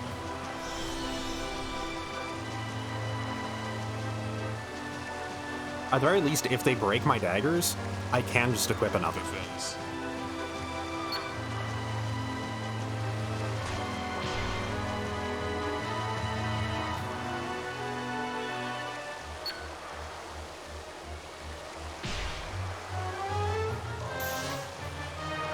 So it is kind of smart that he just focused on destroying my mags or silencing one mag and then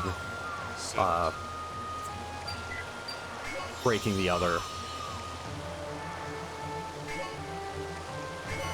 I could have just on Saber Dance actually, because I'm only able to strike in once now. But whatever. Defense. Yeah, it's a double strike of 5. And then AP silence, so it's gonna be a double strike of 1. Oh, it's a double strike of 2.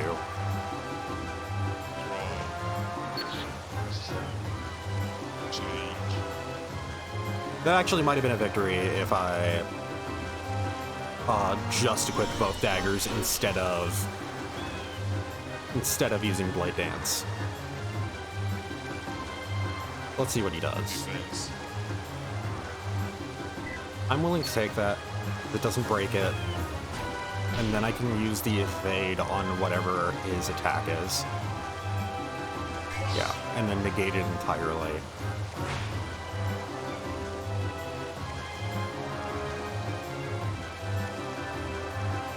Change. Dice.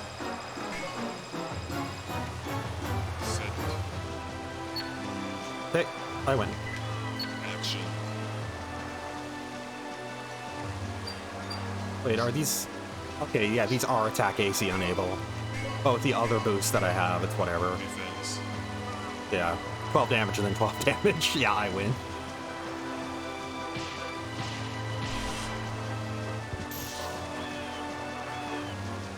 A dagger deck seems like it's a pretty cool thing. Do you want to have more daggers to, like, have better odds on having equipment, but still. Which, wait, attack AC unable means I shouldn't have attack cards. Well, action cards in there for attacking. I should probably only have defensive ones.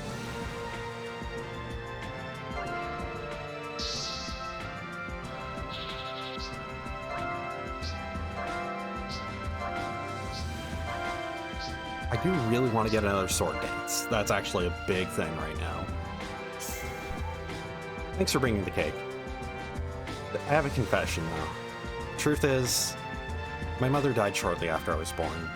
When I went through her old diary, I kept finding entries about cake, which made me really wanting to taste it.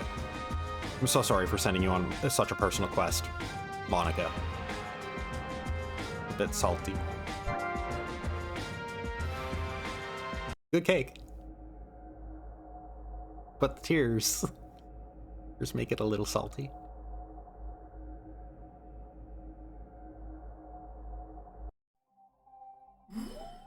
So next up is Bomb Threat.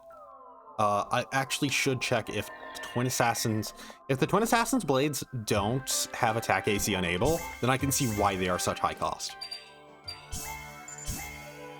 That, like, oh hey, I can boost these even further. The Pan-Armed Blade. Okay, it is attack AC unable, attack AC enable, attack AC enable. Okay. So with that, then I shouldn't actually have any of these. My only equipment doesn't use any of these, so. So I guess, dodge, companion. Actually, if I had more sword guards, I'd put those in. I guess.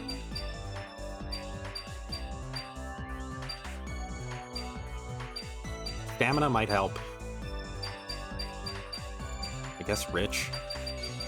I don't have enough cards to make a full deck. A Suniti? Throwing 2 Suniti.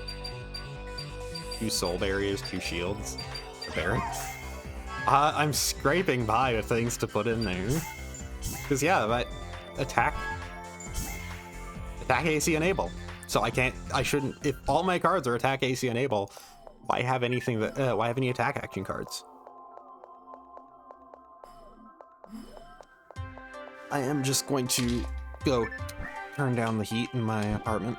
It's getting a little too toasty though.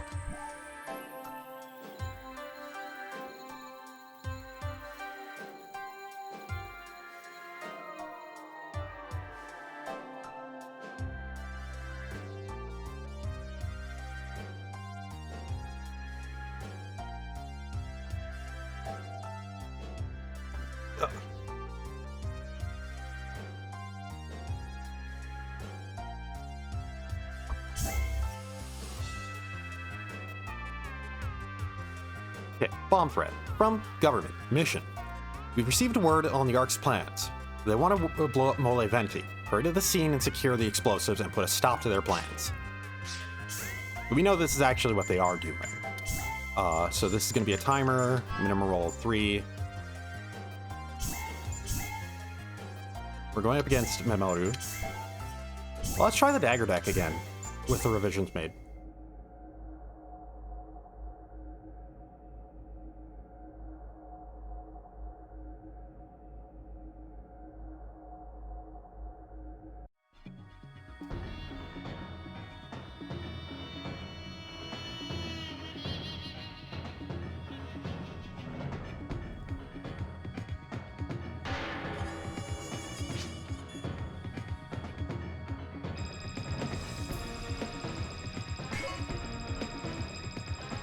It seems like on the Ark side, they're also kind of like, yeah, This is really shitty.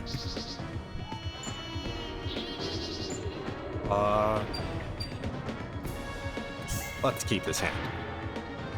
If I just do physical attacks just directly to the story character, it doesn't really matter for the whole, like, taking damage thing that Blade Dance has. So I'll equip that. I'm gonna want to equip Savitri next turn. Pretty much use the rest of my cost on that.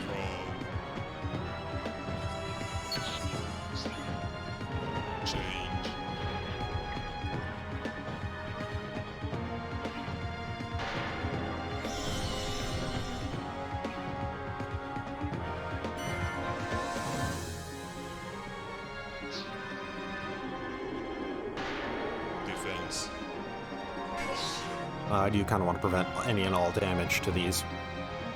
They do have 5 HP, but still.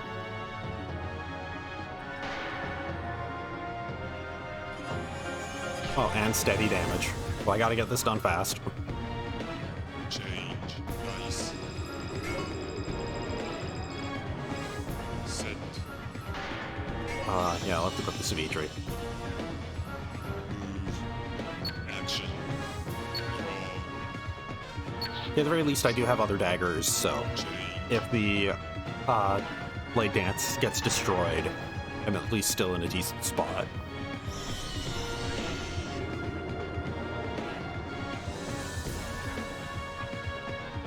Defense. I'm willing to take this. It's 1 damage out of 10.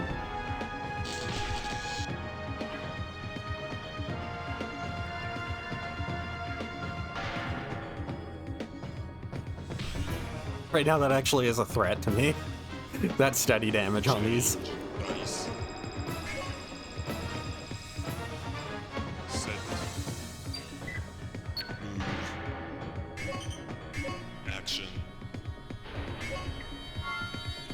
Volmer has, what? Guard Demolisher, experience boost, and it does 4 AP's worth of damage. I gotta kill it. Defense. No, decline. What? Draw. Change. While she's doing her turn, decline is 3 cost, experience decoy.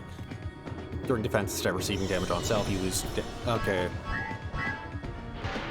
That's whatever. It didn't have experience anyways from destroying anything, so. Let's dodge, because that is double strike.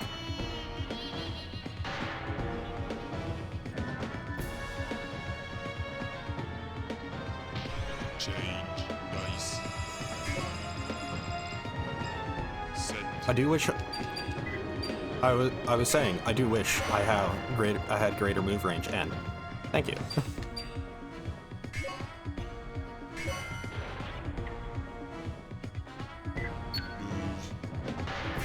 Why did I play dance? It just prevented me from moving more. Change. Change. Draw.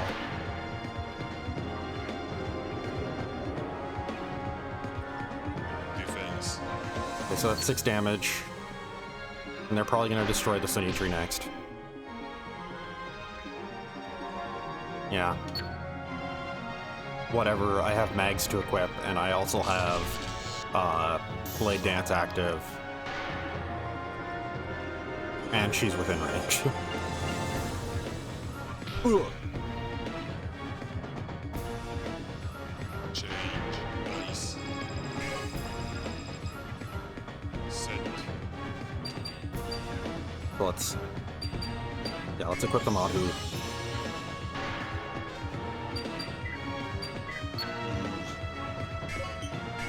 Action.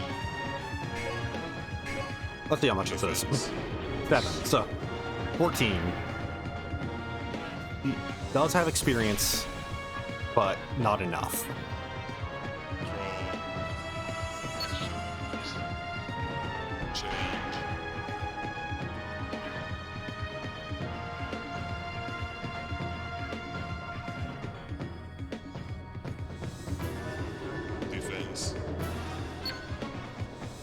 Thanks for targeting the mag.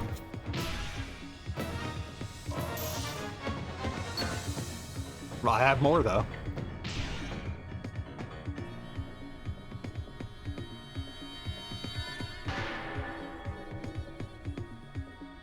Ooh. Change dice. Set.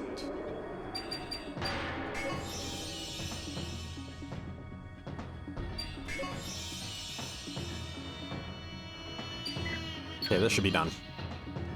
Action.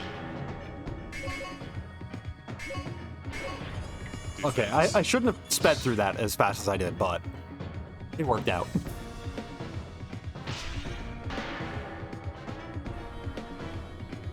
You're right, you can't.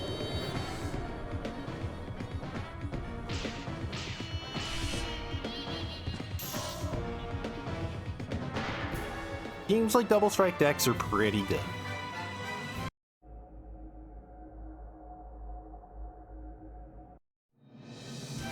Especially on Silver.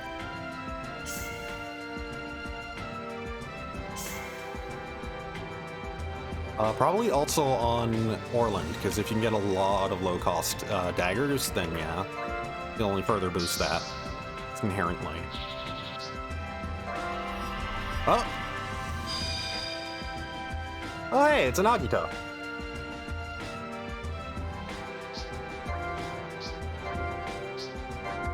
Hey, Divinity Barrier. Finally got one of those. So, the Agito. 3 cost. It is a saber. In terms of range, it is 3 HP, 3 TP, 0 AP. Enemy bonus. And it's Tech OK. During physical attack, this card temporarily gains AP equal to half the number of field characters, enemies, and creatures on the opponent's team on the field. So against, like, a deck with a lot of things, that's this thing's AP. Also, Divinity Barrier ran into many times with Protector and Major Half Guard for 3 costs, 7 HP. Thanks to you, we were able to recover the explosives. However, we fully expect that the arcs will strike again. In the meantime, we intend to continue our investigation. If something else happens, we'll be sure to call on you again. Security Division.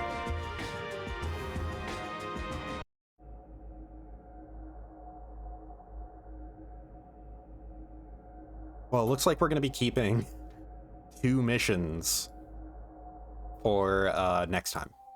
Only 2. Because, well, I might cut this off halfway through this tier. Because there's 3 missions in this, and then 2 missions for the next 2.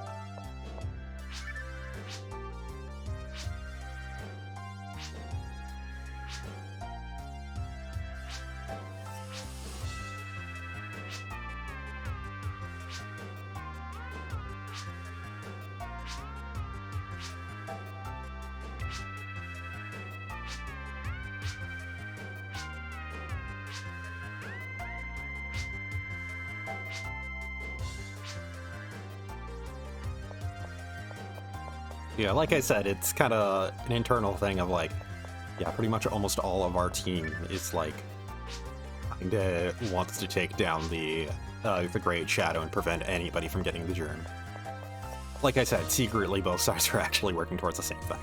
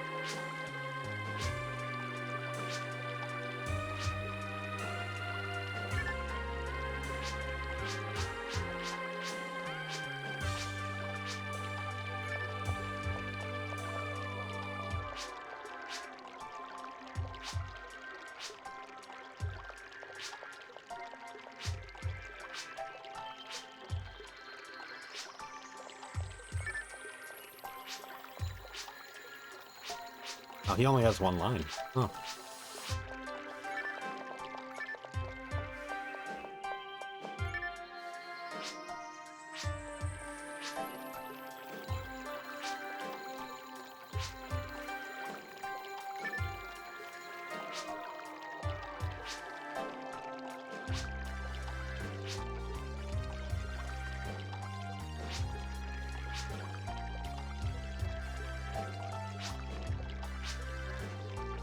Now that I know who he's referring to.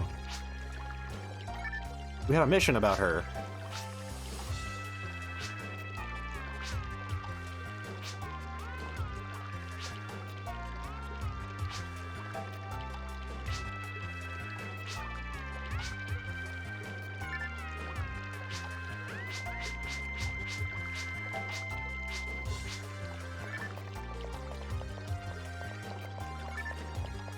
Wait a second. I know Enolis is back, and I should talk to her because, hey, she's been through some shit. But, like...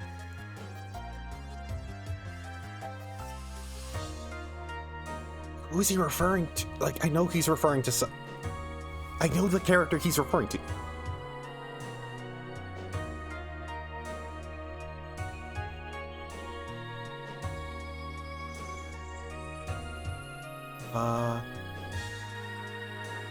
Kind of strong line characters.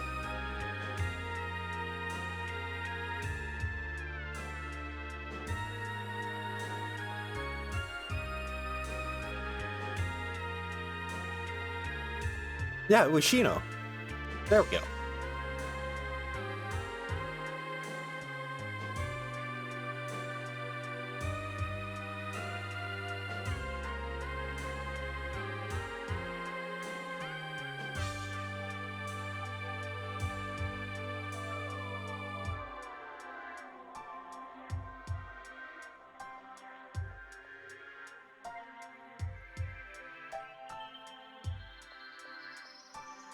So yeah, it was the quest Seek My Master, and yeah.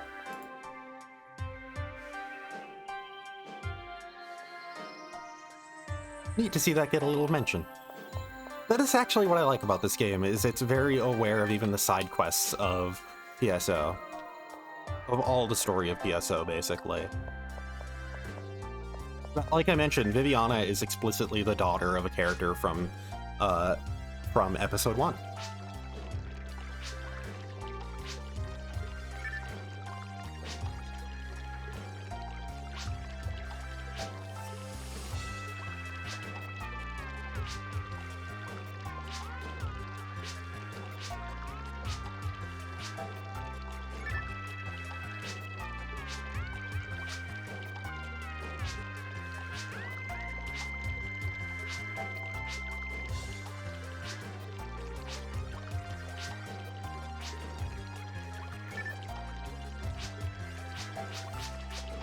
So yeah, Enolis is a little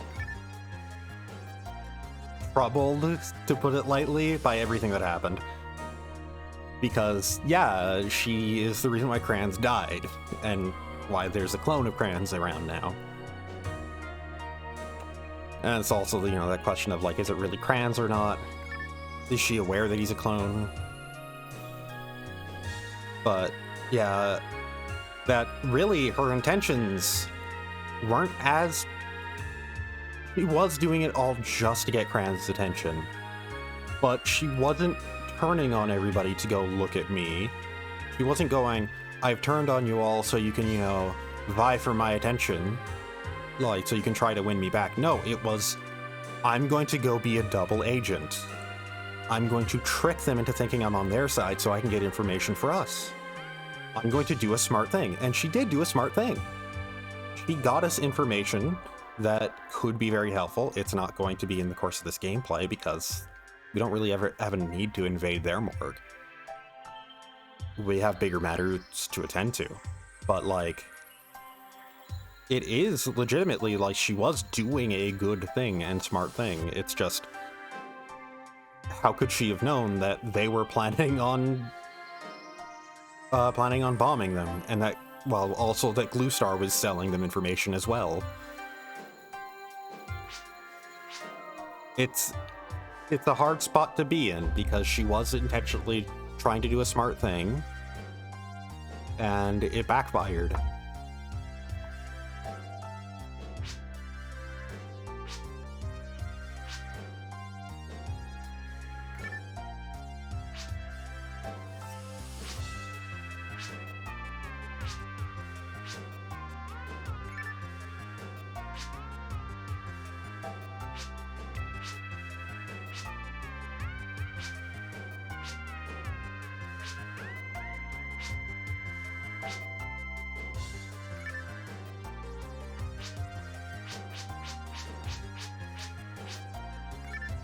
Oh, also, I actually realized I didn't make a comment on this before, but with the whole growth suppression drugs that Newmans take, the reason for that would be that, from what I recall, Newmans generally, because of, being genetically engineered, pretty much very, very quickly grow into being adults.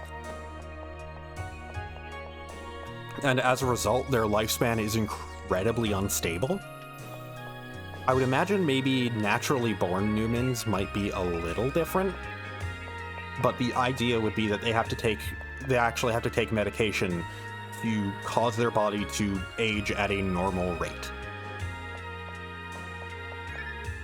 as opposed to the more engineered rate that they are engineered to have.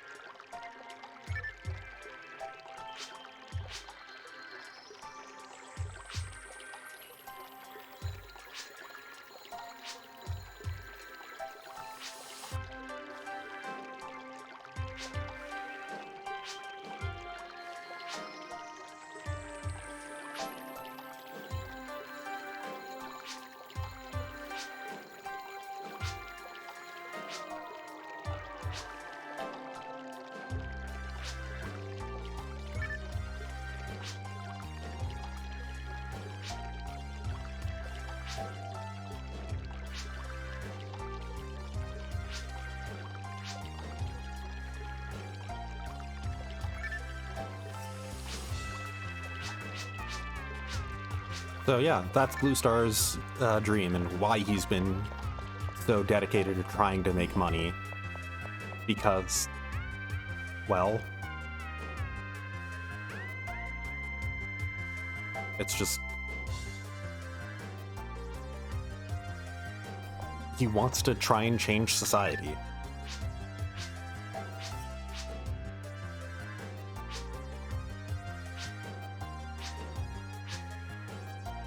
Oh wait, there's 3 quests here. There's only 2 that I can do this, though, because, the other quest is the other route's final quest.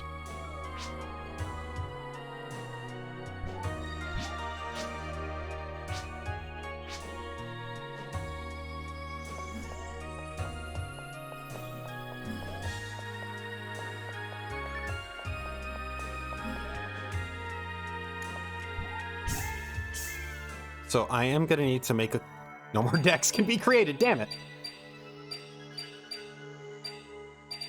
How dare you? I've hit the limit, and it's partially because of how many characters there are. Okay, so, get rid of the Realmitos deck, because I'm never gonna use him again. I can't delete decks on the side that I'm not on. Yeah, let's just delete Realmitos' deck for right now. I did not want to back out. But I need to bring Gluestar on a mission. It's forcing me to use Gluestar for this mission. Genuinely forcing me to do it. So, Gluestar, 3 TP, 3 move, 1 AP. He's basically just stats. Okay. So he's gonna be pretty good as a pure force. Durandals are definitely a good thing for this because of their TP boost. A Plantain, huge fan. It prevents TP damage back, but I don't know if that's good enough to justify it. The Agito is pretty damn good even for forces. Go suppressed gun. LK-14s are always good to have. Hub of Zumurian was Altered Beast Slayer. Oh. This is a flat out compared to the Rod. Yeah, it's just flat out better than the Rod. It's the Rod, but better. Well, the Rod has TP power. Increases physical attack damage with inflict by 1/3 the sum of the TP of this card and the story card equipping this card. So that would be just +1, so that'd be a +2 for physical attack, but eh.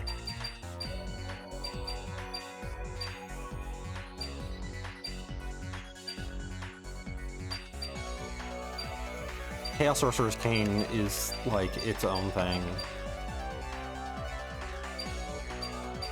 I guess I'll go with... Wait, Club of Zemurian is Wand. Okay, it's the Altered Beast Slayer version of Wand. Okay.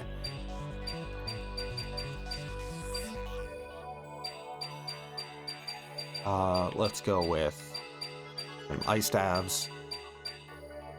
Go with some Bayous. Divine Barrier is always annoying to run into. Let's include Split just because of how good it is. And Stab. Well, let's just include 2 Splits because of how good they are. Let's max out on Foy, Efoy, Barda, Ibarda, and Zonda. Let's also include some guards.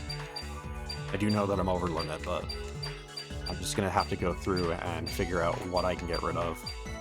So let's get rid of it. So Tech Field is TP boost. I do want that.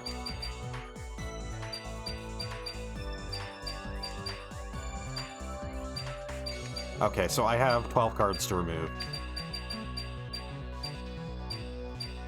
Get rid of the... Well, let's keep the Agito. Get rid of the suppressed guns. Get rid of one of the LK-14s.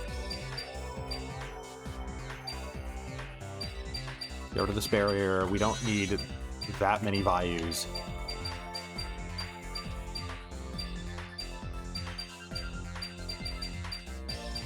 We don't need that many guards, I guess.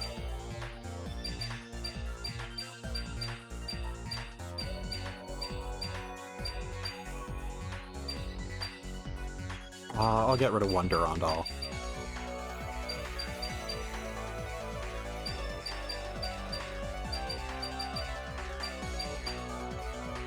Get rid of a...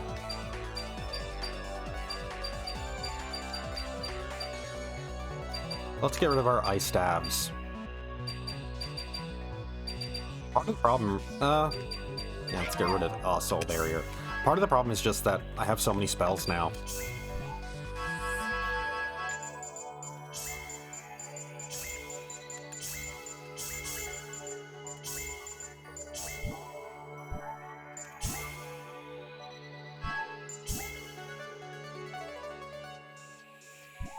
There really is a part of me that's like, maybe I should just go straight to finishing this instead of waiting a week.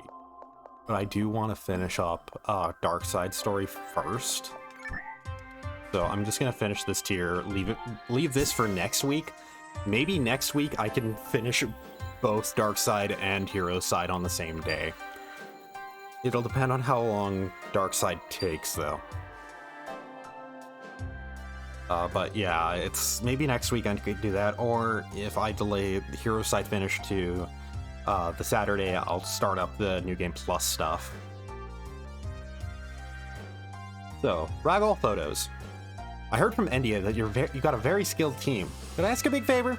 You know that gross place they found that's kind of a living creature? I want to take a picture of it, but I'm kind of scared to go, so I'd like to have some bodyguards. So it's just gonna be a 1v1. Wait, is this... Okay, yeah, this is not progression. So it's just gonna be default rules. We're going to be going up against Endu. Flower Riot? I feel like going up against Endu with daggers is pretty dangerous because of Rampage. But also, he does have low health.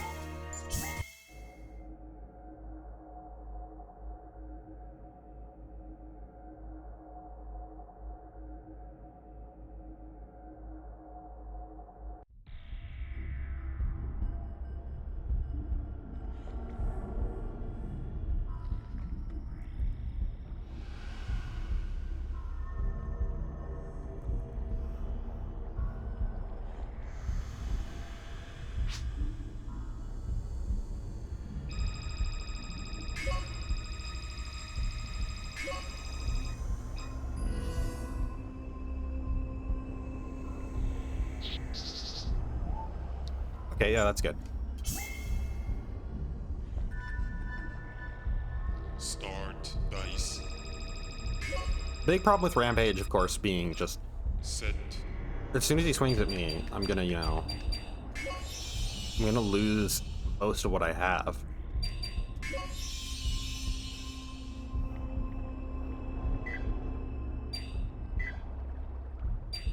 Move. I'll move one space ahead.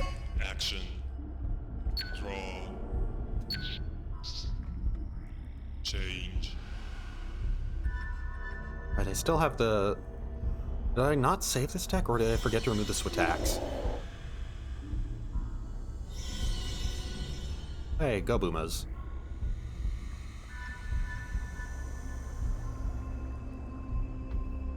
Change dice. Set. Wow, Move. you just told me to fuck off. Action. Defense.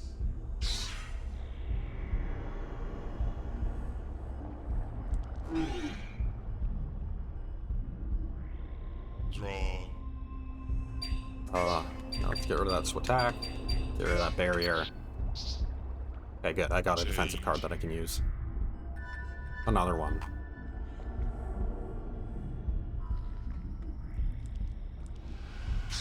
Defense. So it has major Rampage.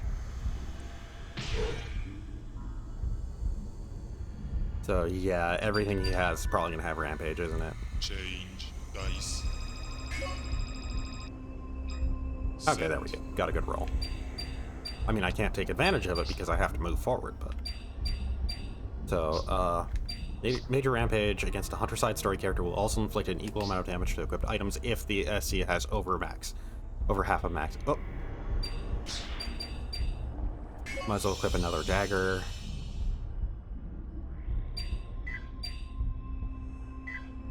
With Rampage, there is no real purpose behind shields. So let's just ensure it dies. Yeah, that blocks this, but...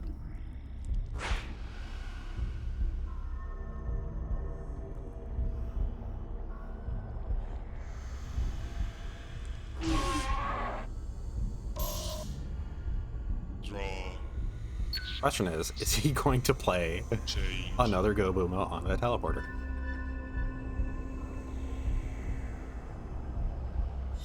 Yes, he is. Oh no, it was a Dub Sheik this time. Defense. Let's dodge that.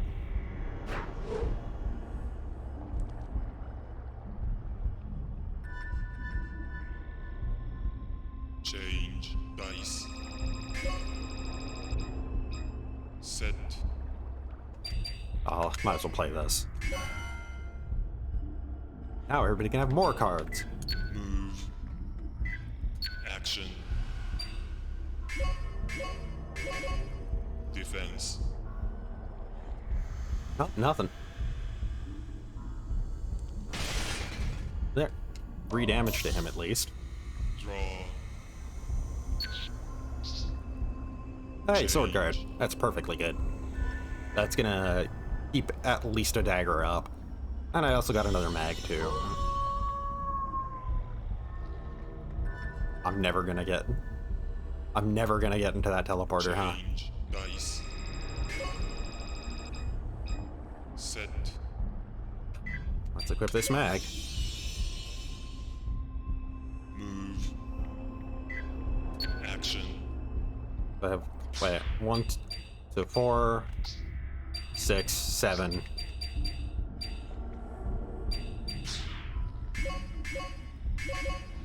Defense. Just counting how much cost I have on everything. This is gonna be 6 damage, though. This is gonna be 10.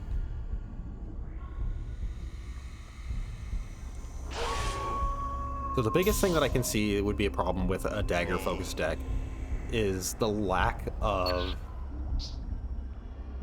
action cards to really change up how, like, attack multiple targets and the like.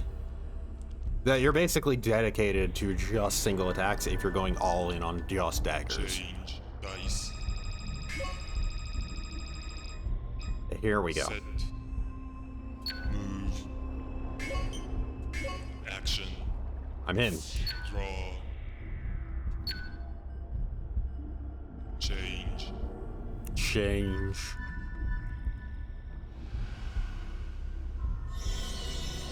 Hey, Sinozoa. Very durable, very big move range. Change It might be a guard dice. creature, Set. in which case it's likely to have Unfilial. Rampage, Warp, and Double Strike, so... That's fucking terrifying. I need to kill this thing ASAP. Defense. Okay, so that's 6 damage, and then it's gonna be another 10, so it's dead.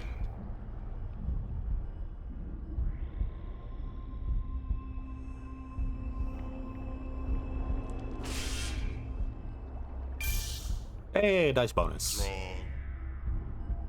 Draw. I'm gonna get rid of... I want to keep my defensive cards, because Change. I want to make sure that I don't lose things.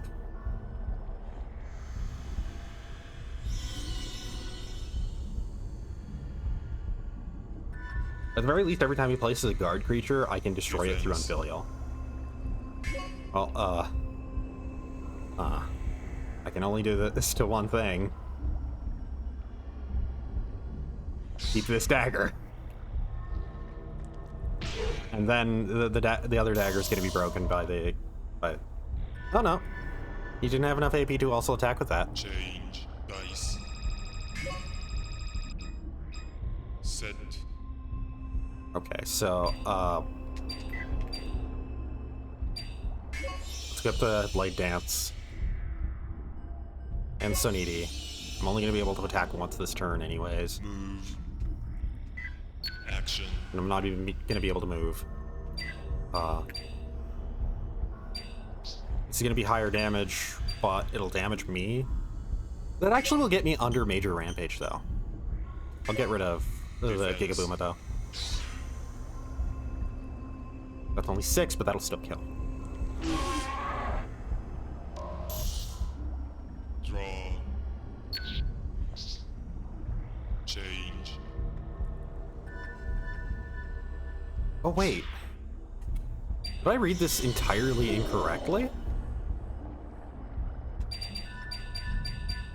Defense.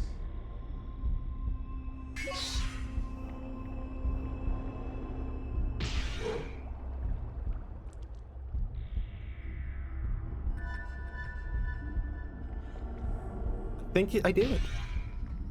Wait, but that steady damage still fired off. Change dice. Set. Okay, let's just see. Insanity. During battle, the equipping character loses 1 HP for each opponent it destroys.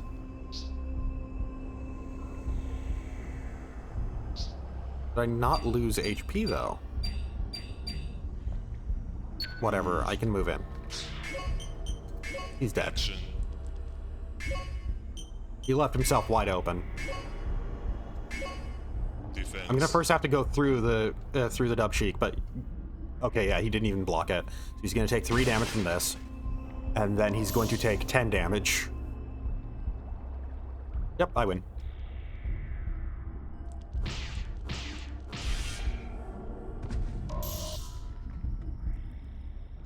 Hey, an A rank.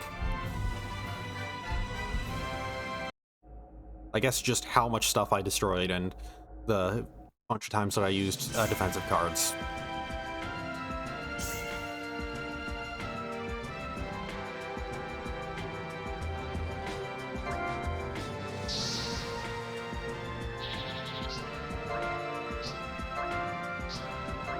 So another Cave Wind. Lock on 2. The Varista. The Varista is the one that boosts its health by how many guns you have equipped. So it's a 2 mana, 2 cost, not 2 mana. 2 cost, 2 HP, 1 AP handgun. With HP change. Before each turn, HP of this card changes to the number of equipped items equipped by your character, including this card. Yeah, that's pretty good for like a lot of low cost things. Lock on 2 is a 2 cost. It is AP plus 0. Defense cost 2, disable. During an attack, this card disables the opponent from using any defense action card that costs 2 action points. That's really specific. What was that? I'm so amazed. I felt like we were inside the stomach of some sort of living being. I heard they're still investigating it, but I wonder what it really is. Anyway, thanks to you, I was able to get some great photos. I read about how amazing you guys were on Net 5, and you're every bit as good as they say. Liz.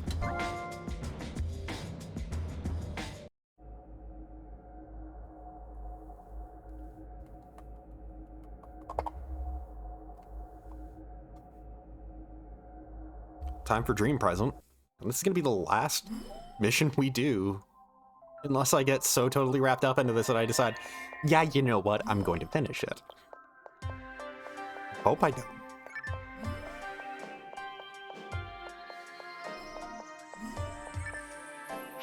Oh. By the way, good to see you back to normal. I didn't say it last time I talked to you, but good to see you back to normal and introducing how to do this again. Okay, so Green Present from government mission. A research team in Anguille Lapis just sent an emergency dispatch. They've run into an ARCS member and are currently engaged in battle. Proceed to the scene at once and protect them. So just a 1v1. Default settings, only Glue Star. We're going up against a Raze. If I complete just one more job, my dream will come true at last. All the set I've saved up, I'll finally be able to build the thing I wanted. Commander, please send me on this mission. Blue Star. So at the very least, even though he did cause a lot of problems, hopefully the money he has saved up will go towards improving the quality of life and the social status and whatnot, helping improve that sort of stuff for Newmans and casts.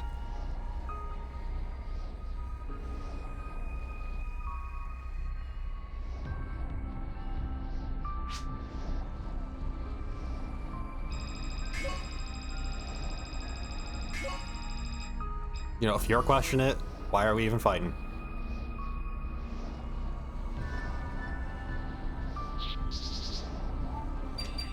Okay, so 2 values, Agito.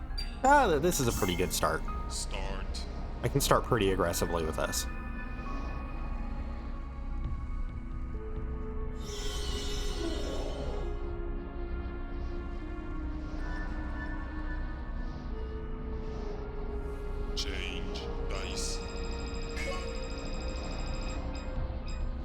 Okay, that's also pretty good.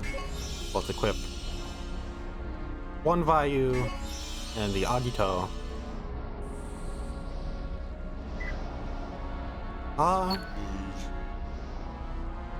gonna stay in place and just cast Foy from here against the Barbel. Defense.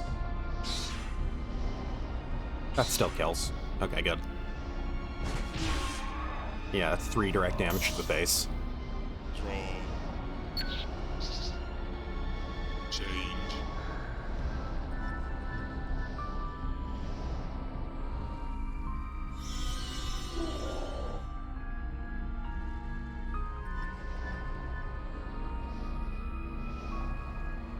Oh, walking all the way up to me. I'm surprised at the move range of a barbell. Oh wait, there's like only 2. And that it just took so long that it seemed like it moved a long distance. Yeah, it's only 2. It just seemed like it took a while to get here, so I thought it moved from farther away than it did. Action. Draw. I'm good with what I got. Change. The whole point is the 2 of us running into each other, swords drawn. It's being who comes out alive.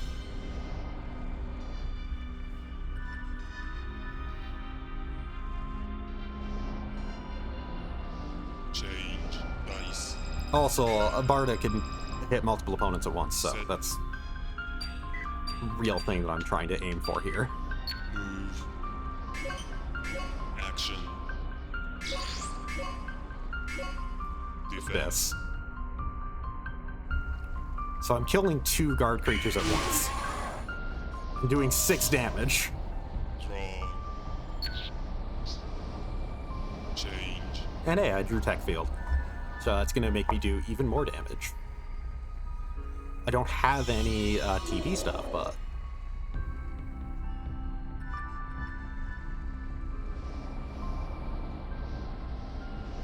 Change. Dice. That thing doesn't have guard creature on it, does it? Set. Heavy Pierce and Anti-Abnormality, okay. Just equip this value. Move. Action. Defense. I probably should have stayed in place and just done Gibarda. Actually, that would have won. Draw. Change.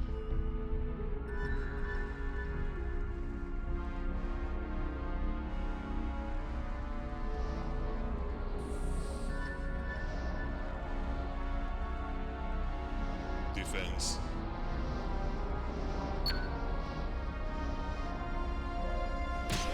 Whatever. The real truth is I forgot that I had Gibarda even in my hand. I actually thought I had no tech cards in my hand last turn. Set. Move. Okay, let's just see. Gibarda is shotgun range, so he is shotgun range away from me. Action. Defense. Yep, I win. I even kill a Tola.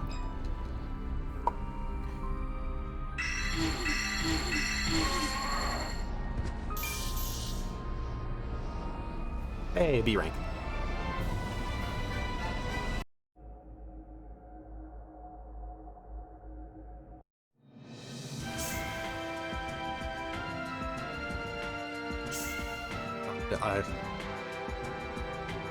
Temptation. I could just end this.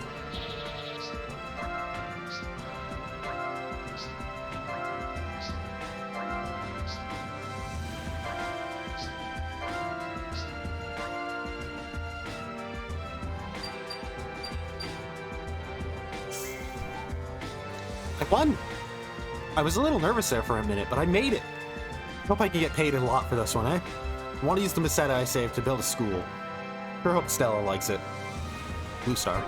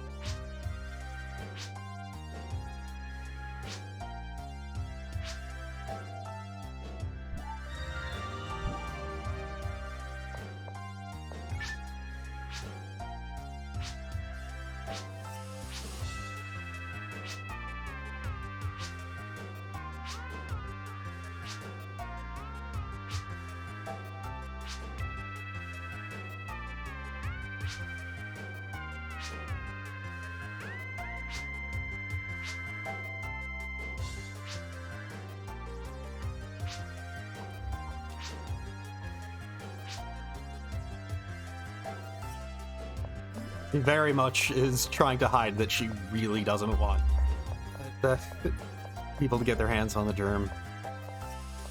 You know what? Yeah, I'm gonna just progress straight to the ending. It's not gonna be technically the ending either.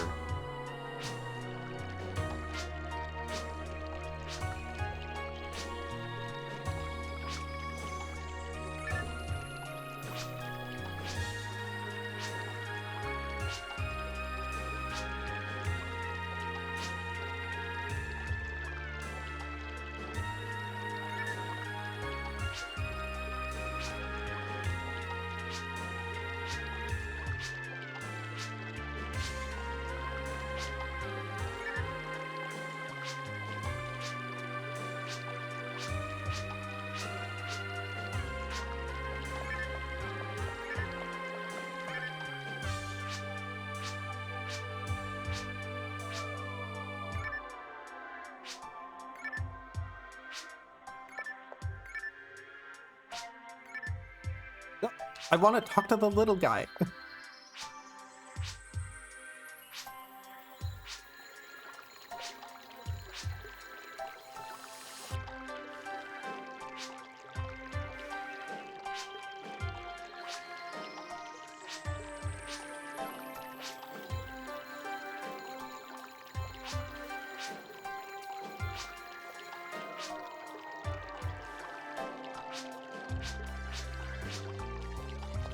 I'm guessing Guy Killed was probably a part of Black Paper.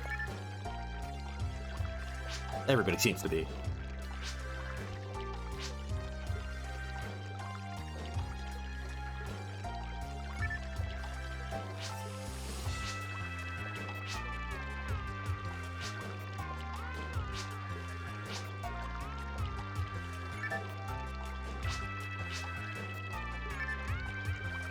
So she's going through a hell of a lot.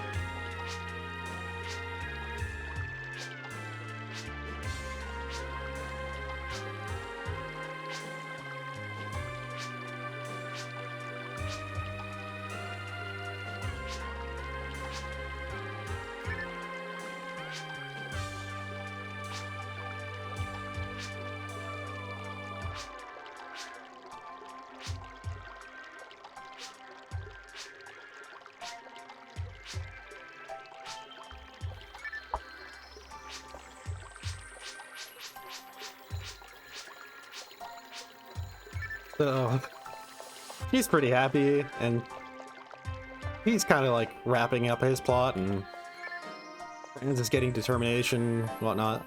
But Silver and Enolis are.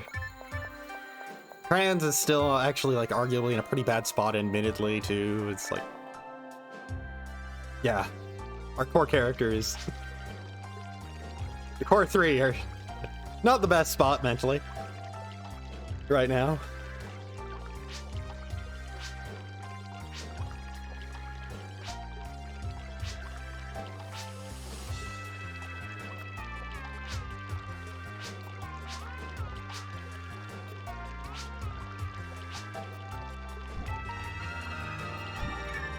Oh hey, a Hadisen. I mean, it's okay.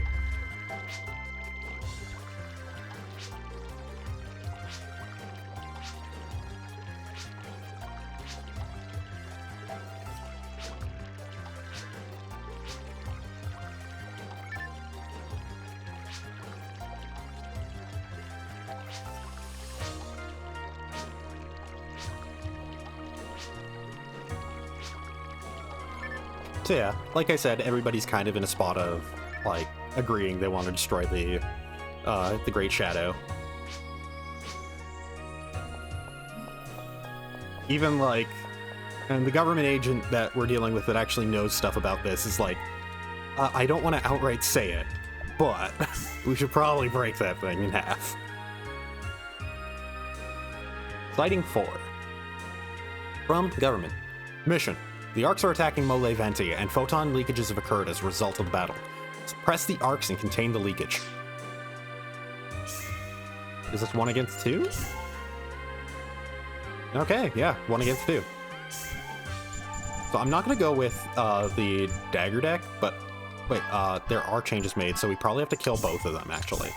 Yeah, we have to defeat the whole team, and there's a duration of 15 minutes. So, yeah, I'm going to go with the normal deck rather than the daggers. The shitty thing is, I like the Heroside cast more, and like, the advice I've always gotten is do the side you like less first, but I'm right there. I'm gonna have to do New Game Plus anyways to see every mission.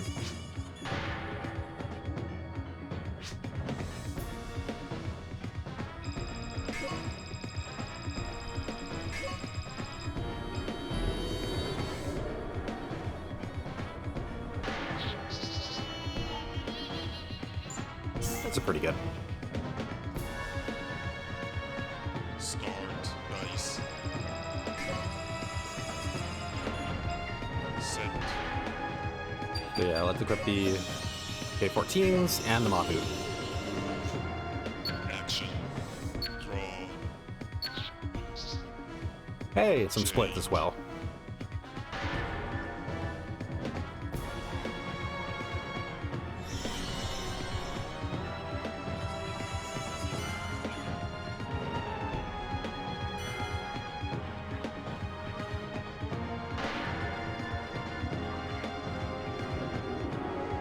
Change dice. Set. Let's just see, the Bull Claw, Major Pierce, Pact AC unable, does have pretty beefy health to it. Move. Action. Defense.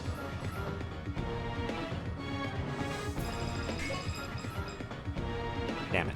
I was hoping for the paralysis to happen.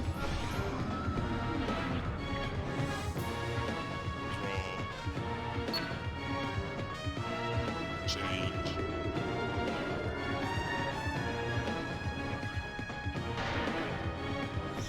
God, they got big rolls too. They didn't just get, like, just the +2s, they also rolled large in the first place. Defense.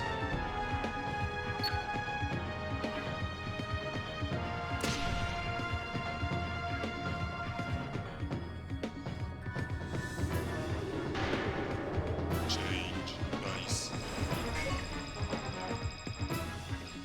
Set. Move. Should be all 8 of our cost available. Defense.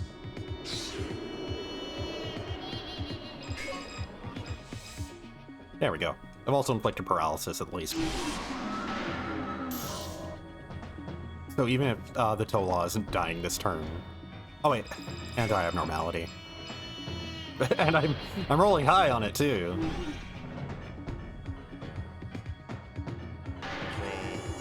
Draw. Change.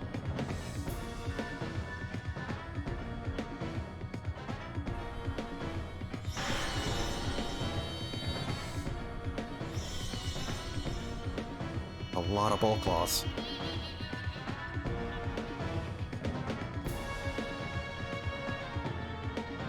Defense.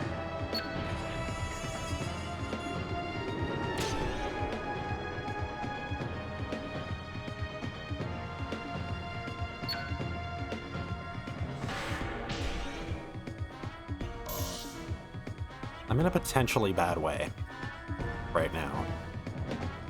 Change. I Dice. am thinking, if I have to do this again, I might just go daggers. Set. Move.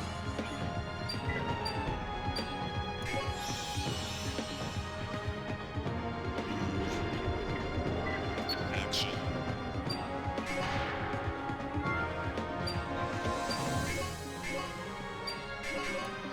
Defense.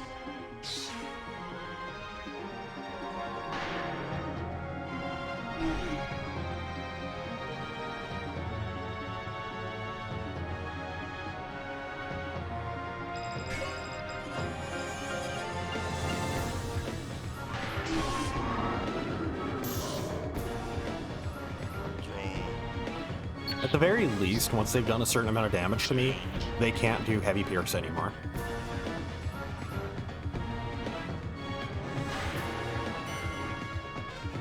Immortality.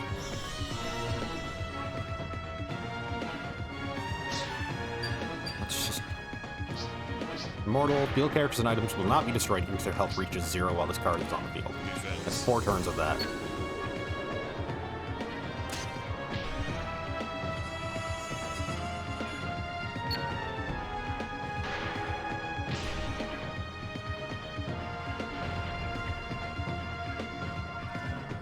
So I guess this is the time to more stack damage on Lura then. Dice. Set. Move. Action. Yep.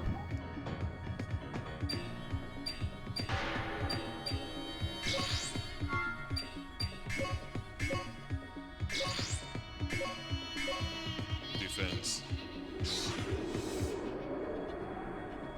Like, even if she won't die from this, she'll still take a lot of damage. 4 turns is like, as in, across both sides, so it's 2 of their turns, 2 of mine.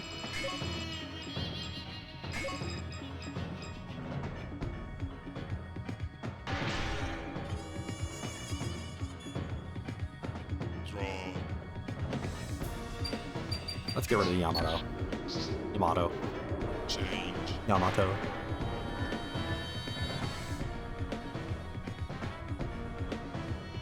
So if I can get rid of Lura, that takes care of 2 of the Bolt Claws. Once again, though, once the Bolt Claws have done enough damage to me, they outright cannot heavy pierce anymore. Defense. Well, major pierce. I'll take that. Right, heavy pierce is based on equipment, major pierce is based on health. I think.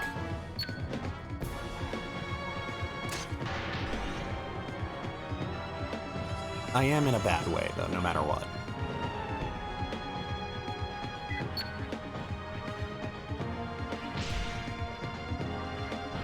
It's basically a question of if I can pull this through. Change. Dice. Immortality's still on the field. It'll be gone next turn, though. So I think I'm gonna go after break. Action.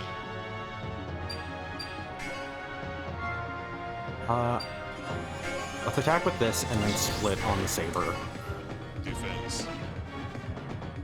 Because I do want to do the pierce through, well, like the multi-hit.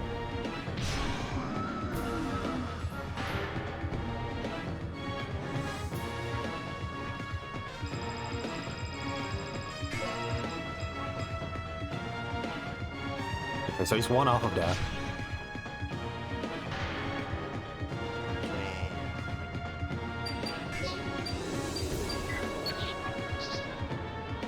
Change. Everybody's really hurting right now.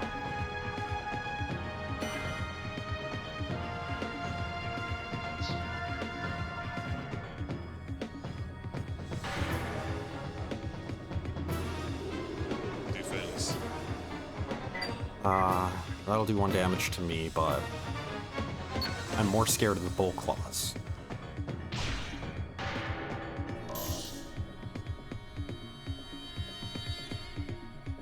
I'm gonna prevent that.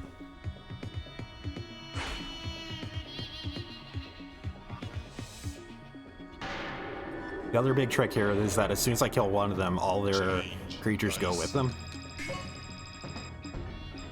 Set. Yeah, let's equip another Mahu. Move.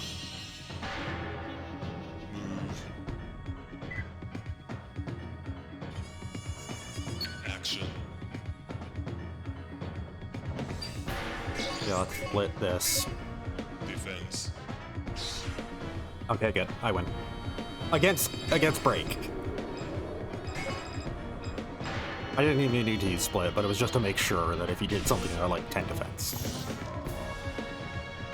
So there, all breaks cards go with him as well. I was hoping for guards. All I need to do is survive this turn and get a swing in at Lura. That is literally it. Defense. Okay, at least, yeah, Major Pierce is no longer a thing. Madhu's gone, but... Okay, I think I win.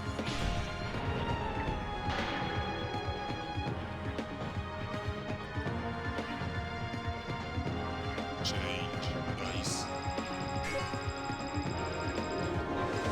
Set. That's a lot to spend right now.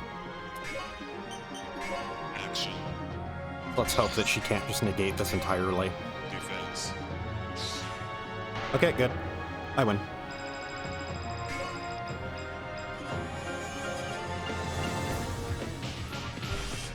That was...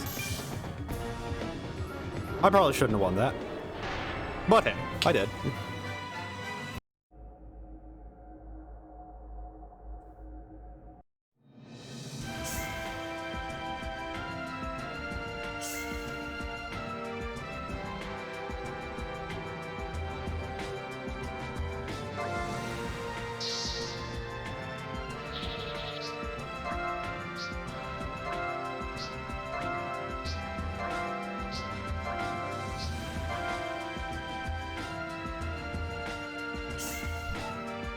Thanks for your help. We've managed to plant a tracking device, which should enable us to locate their hideout. At long last, it looks like we'll finally be able to hunt down the Arcs. We truly appreciate all your hard work. We'll take over from here. Thanks. Security Division.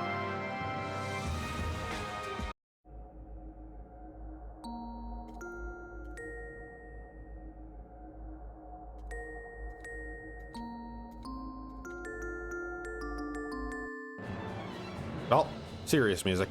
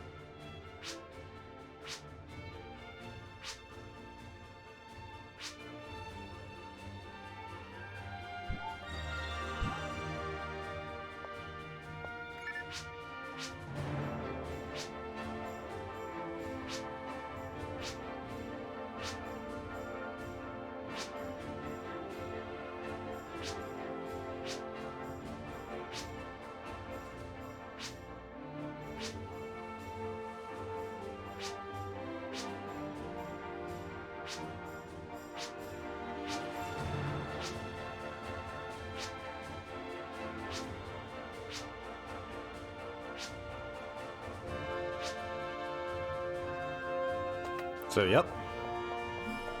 Everybody's on board with destroying the Great Shadow.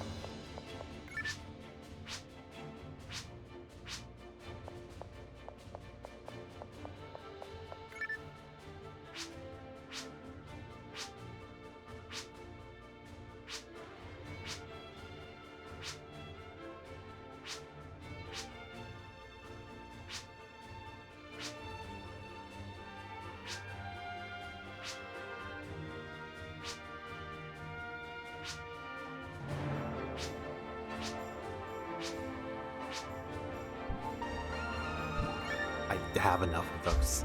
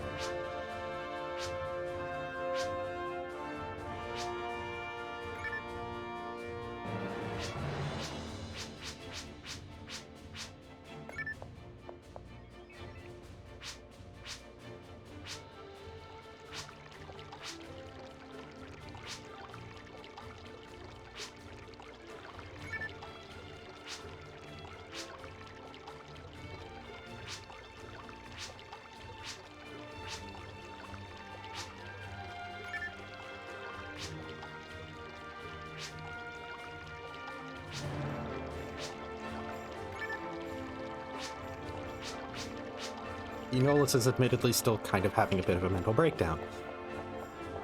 Everybody else is kind of like facing determination for this upcoming final quest and whatnot, and she's still not really in a good spot. I don't blame her after what she's experienced.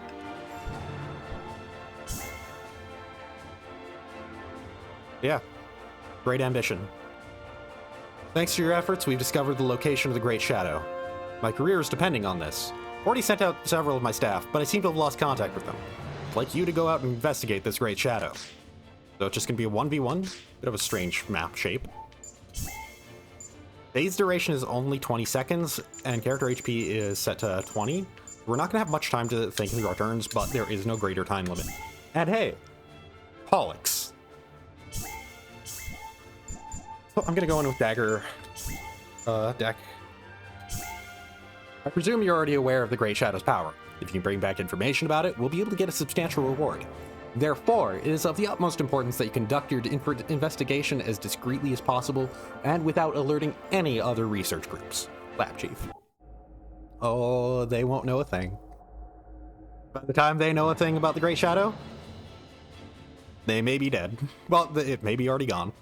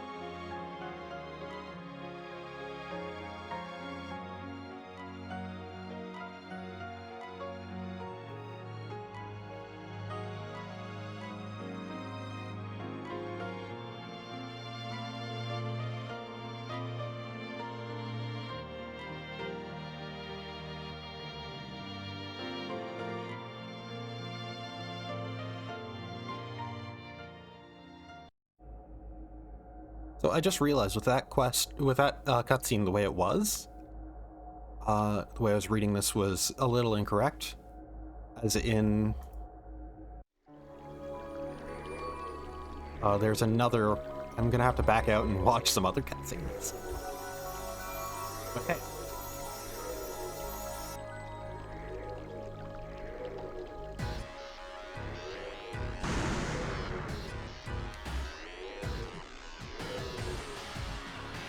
That's Pollux.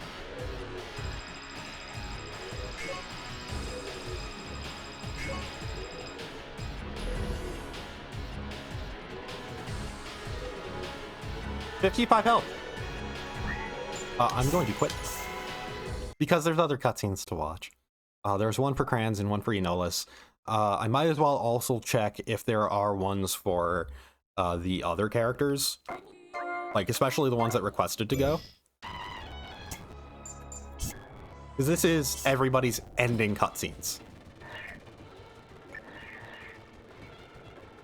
Whoop. Gonna turbo my way through this.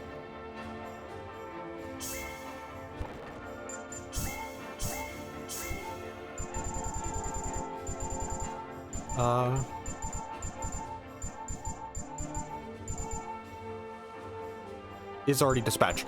You outright cannot bring Enolis to this? What? Friends. What?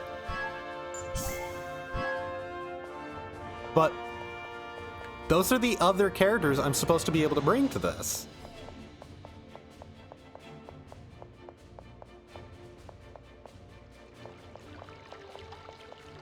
Like, legitimately, I'm supposed to be able to bring the... Those are the other two that have cutscenes for this. Wait, oh, give me a second. Oh, no.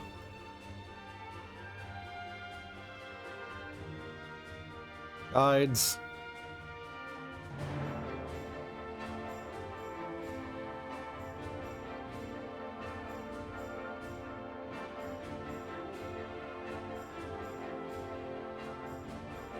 General FAQ, Episode 3 FAQ.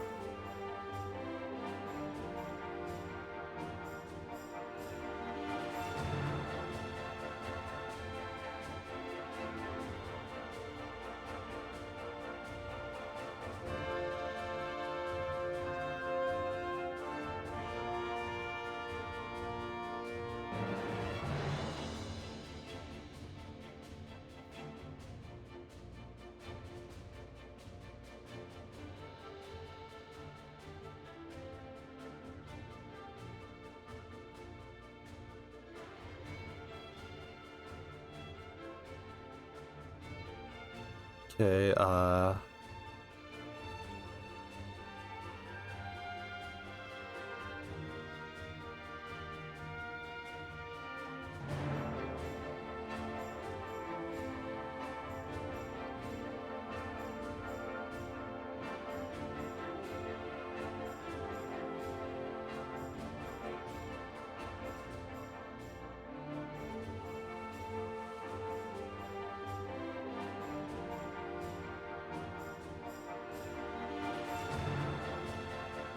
great.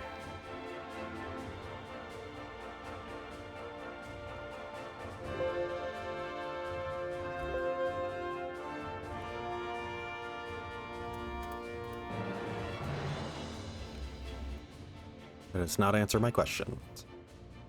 Great. Because, yeah.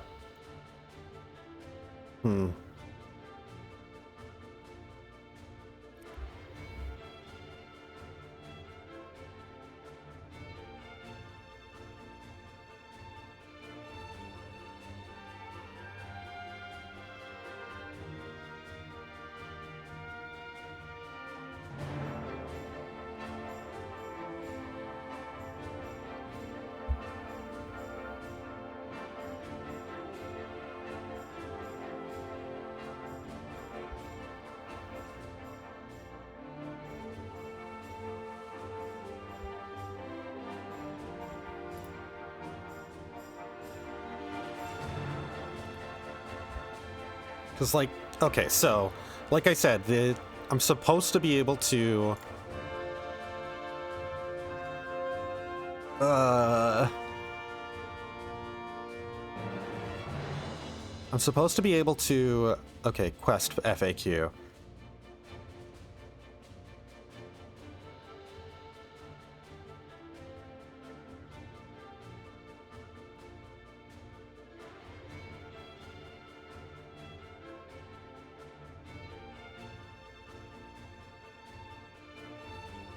Okay, so the final cutscene can be seen by losing the last battle and picking another of the main characters, but that's nitpicky.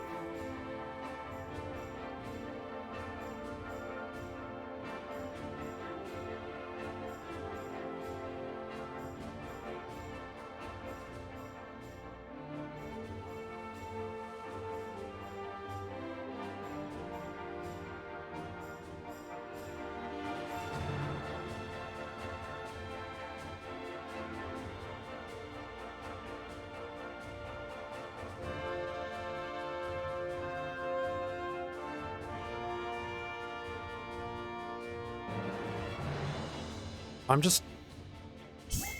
Why can't I bring anybody else? Well, why can't I go with anybody else?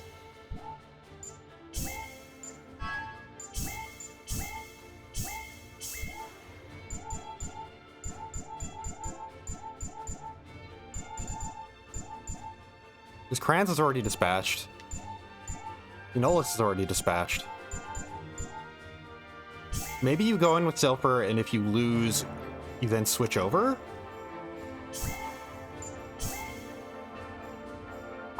I don't know. I'm confused.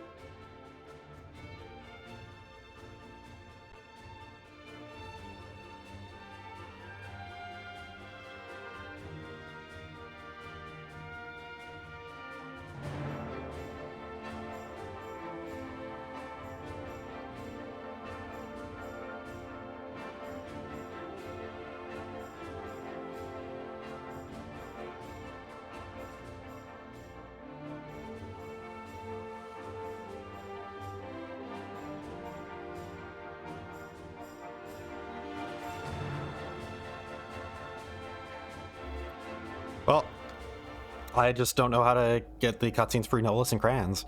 They're supposed to be able to have them. Like I said, my only guess is maybe...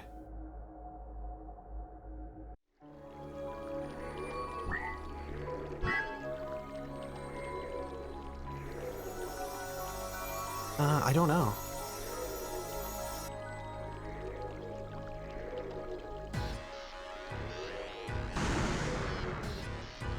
Might as well mention, this boss theme is Idola of the Strange Fruits. And it is kind of a favorite of the devs of the franchise. It's pretty fantastic. Oh right, I wanted to go in with the dagger deck, but whatever. This is actually a pretty decent start anyways. Start dice. Yeah, Pollux there is a little Set. messed up, to say the least. Move. Action.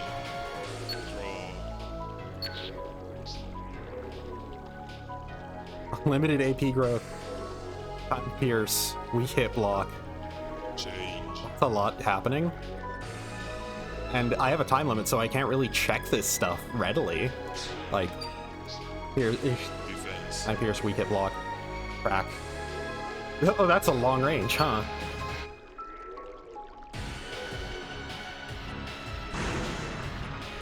Thankfully, it was 0 damage behind it. Change. Dice. Battle history crack. Pollux only 0 damage, Shadowbind. After an attack, move of the story card to be set to 1 for 4 turns. I have to use my dice phase to read through some of this stuff. Yeah, let's look up the LK-14s. That way I can at least attack from a bit of a range.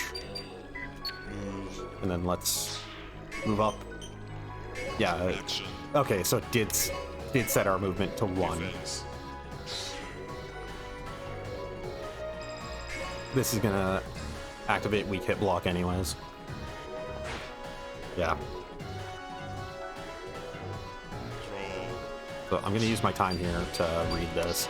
So Pollux has a lot of health. Anti-abnormality, ultimate AP growth, weak hit block, time pierced. Ultimate AP growth is before each turn this card gains 1 AP. During defense, this card blocks all attacks of 3 or less damage. The pierce effect of this card activates 8 turns after the first time this card is set on the field. So basically this is kill her as fast as possible. Change. Otherwise, she will get enough AP and will just run through you. So this is basically a boss with an enrage. That is the entire point of this fight, is you kill her faster than she can kill you.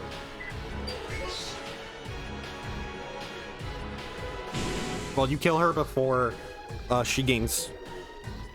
before it hits turn 8, basically. Then she should have like 8 AP and be able to pierce. Set. Let's equip a Madhu. And swing in twice. Action.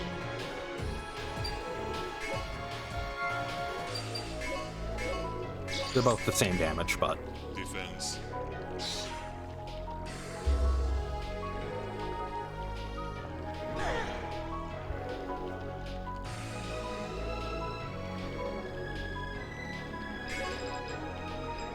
she has anti-abnormality, so the paralysis does not matter. What matters is just the fact that it's solid damage anyways. Draw. So I kind of want her to get rid of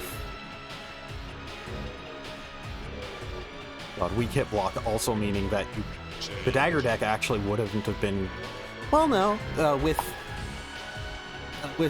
Silver, the dagger deck actually could work. Defense. Crack. This is going to set my movement to 1 again, so it's whatever. That doesn't mean anything.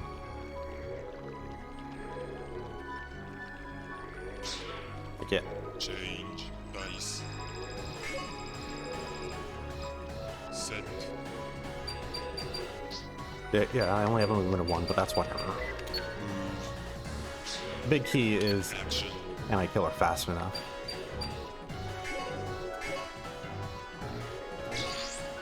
I cannot stack split, but whatever.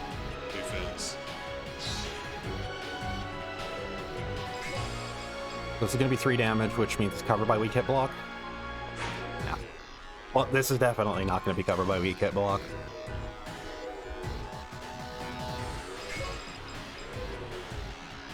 3. That's 9 damage. I'm so far doing good damage.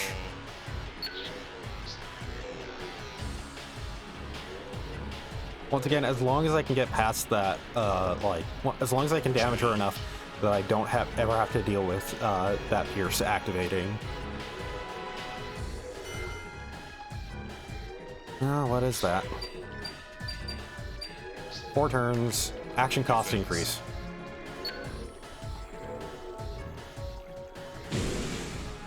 Oh, it's been 8 turns, right, because the turn counts both sides. Okay, so it's not as big of a deal as I was thinking, but still. So that 20 HP is more for my sake. Move. Action.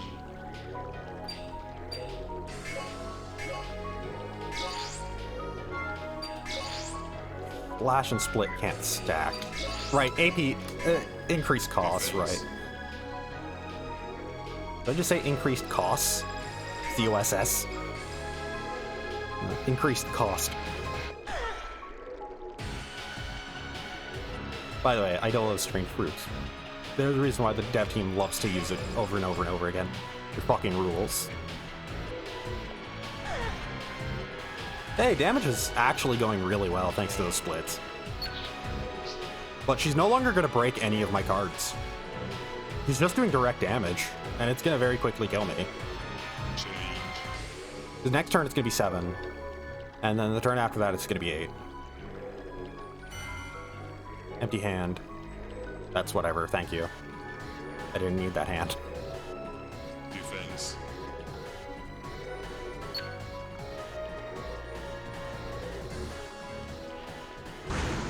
Yeah, just set my movement to 1 again, and not attack me, okay. Thank you, AI. Dice. Set. Okay, I'm gonna take this moment.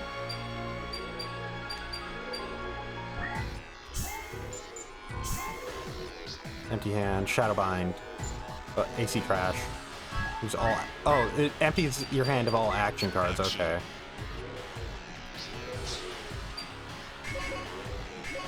That's what happened. Defense. Whatever. 6 damage and then 6 more damage. Silver was a pretty good choice for this.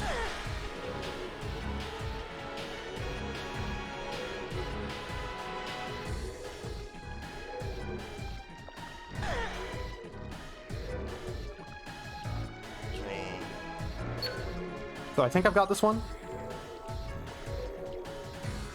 As long as she doesn't have any more defensive cards. Which actually, give me a sec. I just realized something. Emulation. Save state. Defense. Save state to slot button. I'm doing that entirely just in case. Also will save state to slot 2. Change. Dice. Set. So I just realized I didn't check out any of the other characters. Their quests. Well, for their if they have a cutscene. Defense.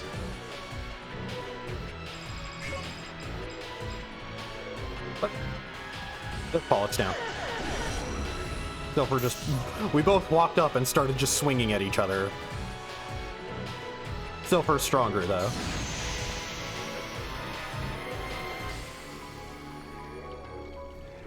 C-rank.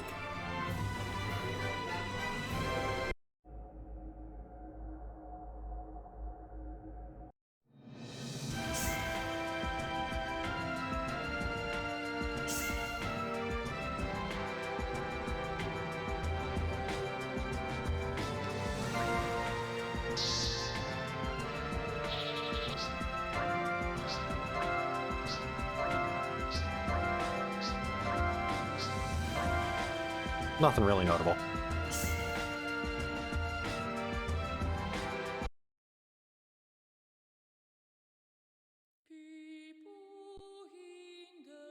So yeah, it kind of cuts off there, doesn't it? No, hey, it's a guy who went to prison for...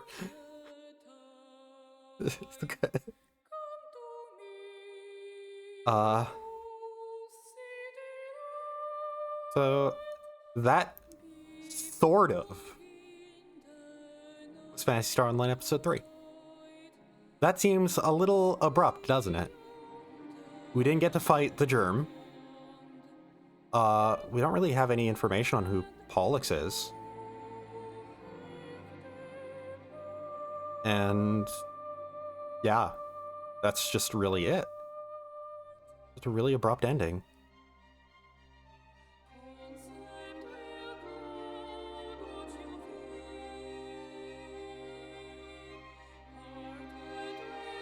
That's because, as I've mentioned multiple times throughout this, to get the actual conclusion, you have to beat one side and then you unlock it for the other. And it's specifically for New Game Plus, from what I understand.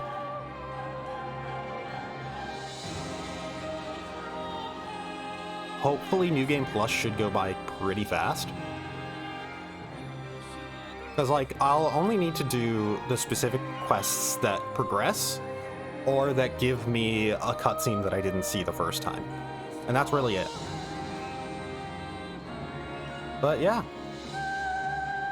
For now, that wraps up... Well, that doesn't wrap up anything. I can't lie. I can't say it wraps up anything.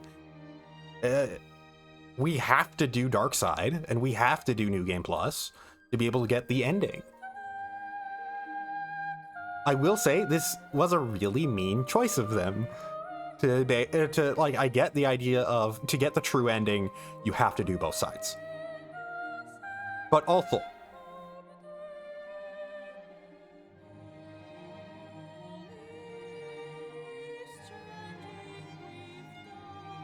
it's just, like, yeah, it's just forcing you to do both sides. By just saying, like, okay, and now, you don't get the ending. You explicitly are cut off from getting the ending. You beat the penultimate boss to the game. That's it. Do the other side. Then you can get their final boss. Like I said, it's kind of mean. It's a way of forcing you to play both sides, but it's just kind of mean. Oh, hey. It's Pollux's arm. I'm also going to say it's pretty obvious that, yeah, Pollux and then, you know, Caster. It's obviously going to be a Caster for the other side.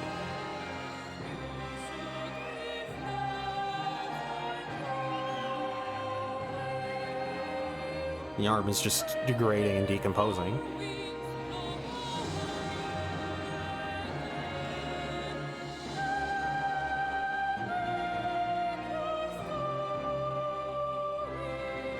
But that shadow still exists, doesn't it?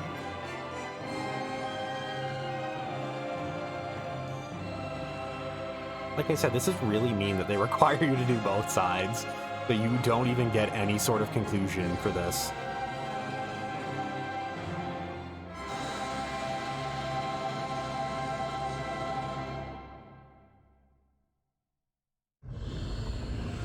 Oh. There we go.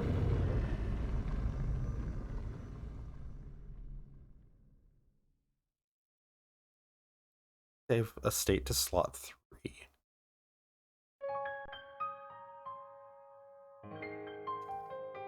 So, I'm not going to call the stream there just yet.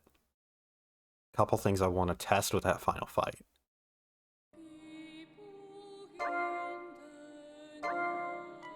So first of all, if we go into offline game story,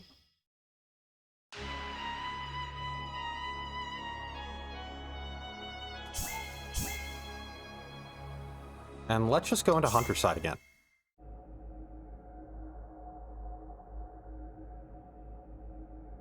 Is it going to immediately put us into New Game Plus?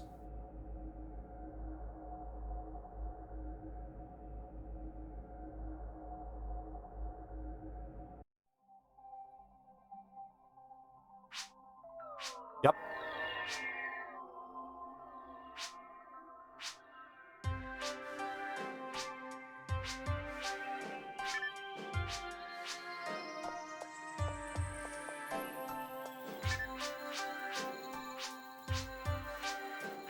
So there is a thing that I want to test specifically. Yeah, like, I'm still confused with the fact that I couldn't use Break or Enolis. Maybe that's a New Game Plus only thing. The game, well, not Break, Crayons or Enolis. Maybe, I'm guessing that's a New Game Plus only thing.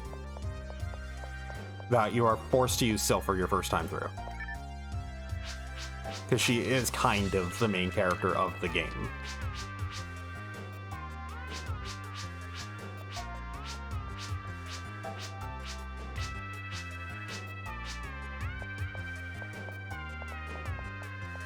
Gotta talk to all three. Yeah, I'm just surprised that it can't let you. I wanted to see the conclusion to Enolis' stuff, because she was going through a bad time.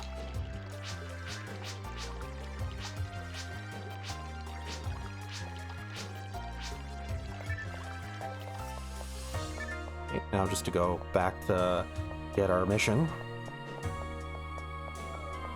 I mainly just want to see, like, if the selection for missions changes in any way.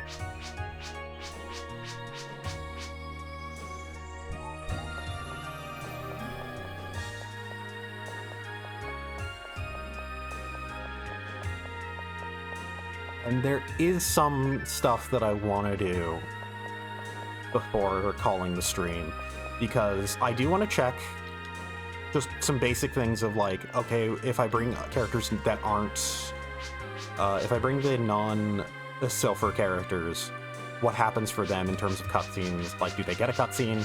If I die in that fight, do I get a cutscene then? Is that what it's referring to?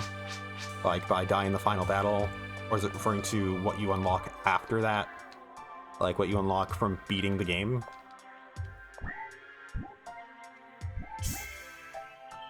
Yeah, it's admittedly, like, yeah, a true ending thing of being like, oh yeah, how do you get the true ending? Play the game twice, asshole. Well, technically, play the game 4 times, asshole. But yeah, so we're just giving Fossil Find for right now. So I'm just going to quickly load state from slot. Let's load state from slot 1 and die.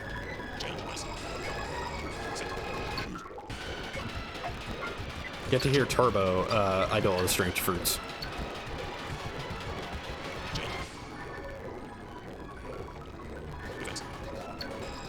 There we go, I die.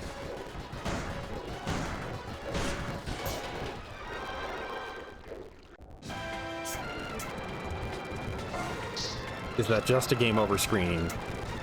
Yeah, we'll find, yeah. It's because of the whole... It automatically ejects my memory card, but let's just go with memory card manager.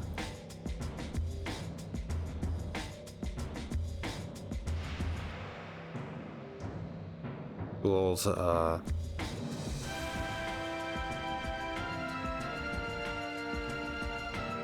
what I want to do is... How do I insert my memory card during this, huh?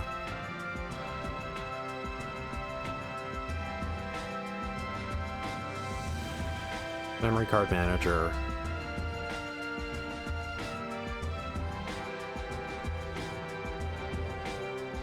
Nope. Emulation. Options. So, for GameCube.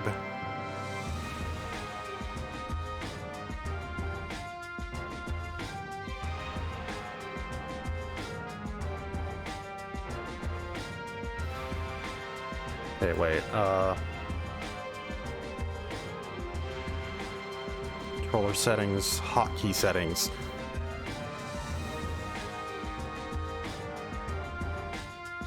Other state management.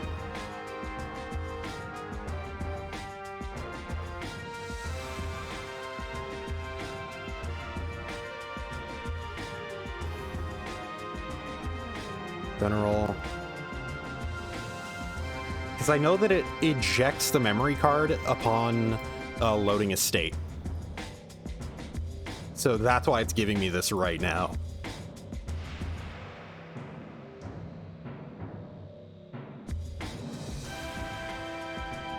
So the question is, how do I stop that from happening?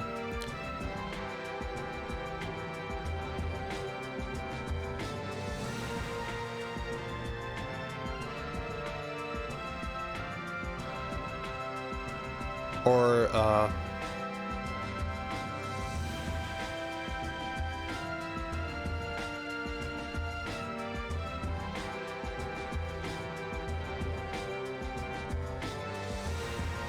how about let's stop emulation, start up the game, load state from slot 1.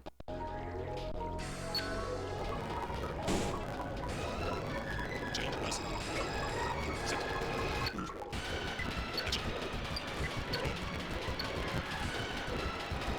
Change.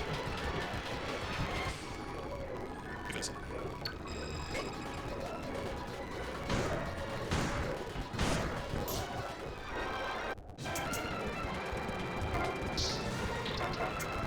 Unable to find it, unable to save. Yeah, I don't... How do I reinsert a memory card after online documentation?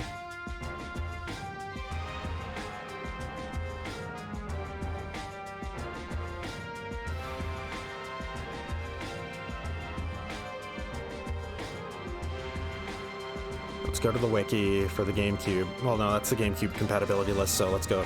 Search save state.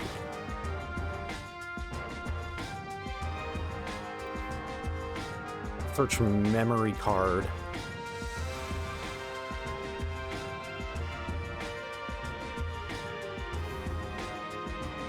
That's pretty fun. It brings up PSO3.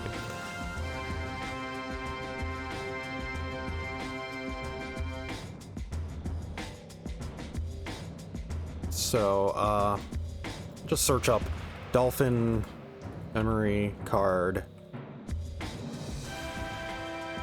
Insert.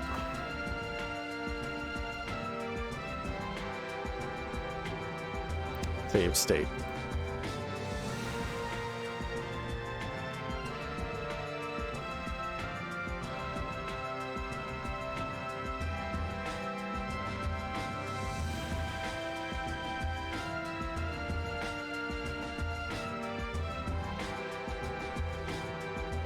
Okay, so it's telling me, okay, God, there's things I want to test, therefore I have to go through a lot. Okay, so first of all,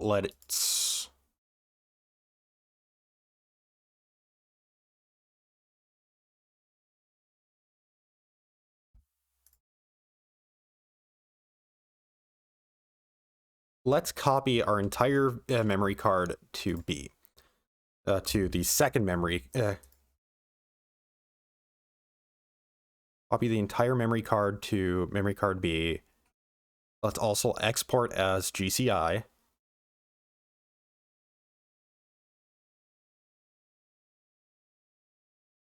Well, as a .gci.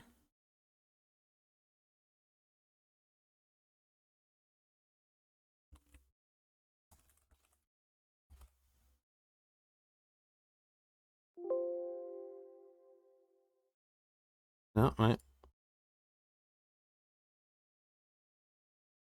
So if I want to create a new memory card, saves it as a .raw. How do I...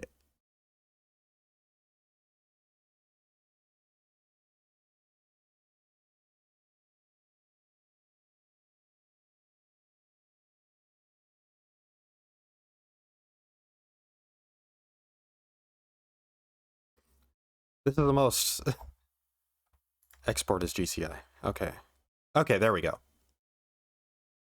So if I just take all this, export as GCI, backup.gci. No, I cannot export multiple things. Okay, good to know.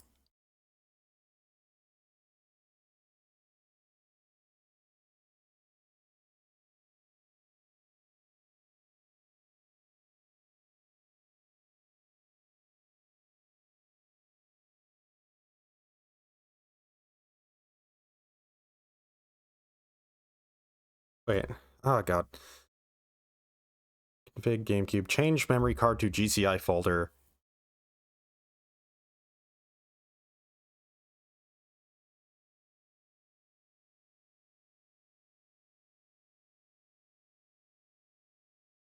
GCI folder. Close. And then let's go into memory card manager.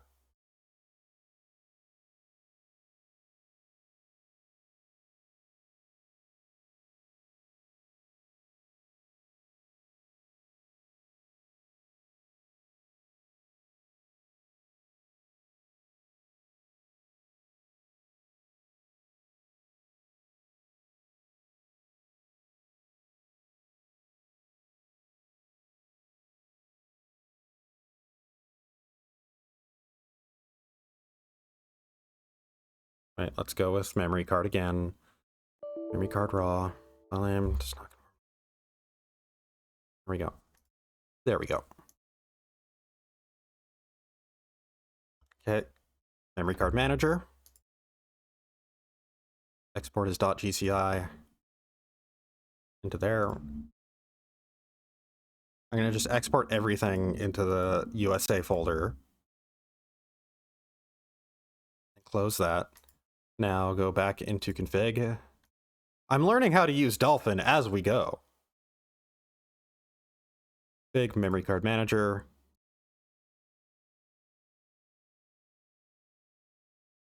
Let's just see if it, now using a GCI folder, if it recognizes the stuff that I have in the USA folder as in the memory card.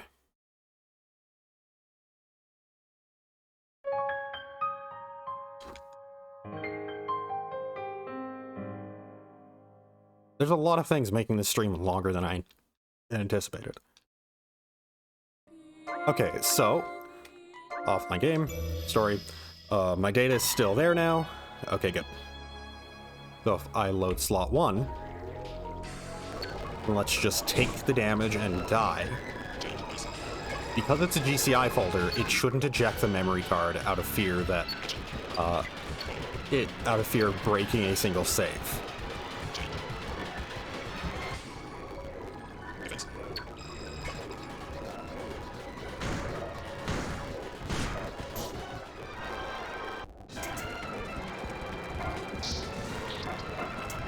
Unable to save. Cannot find the save file used to start the game. Please insert the original memory card in slot A. Yeah. Well.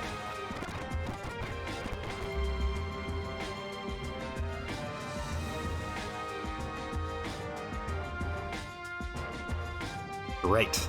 So I can't test out the things I wanted to. Okay.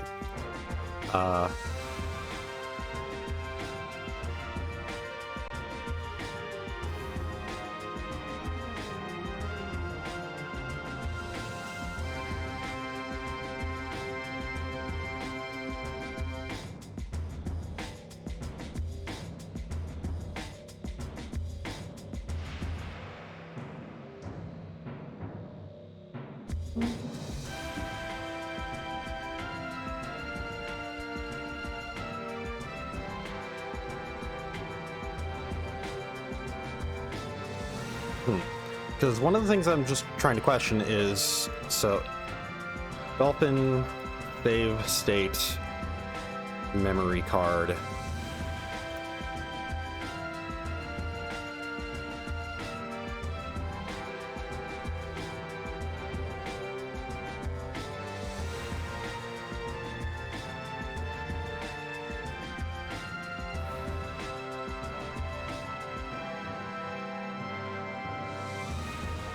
So the real issue is just that,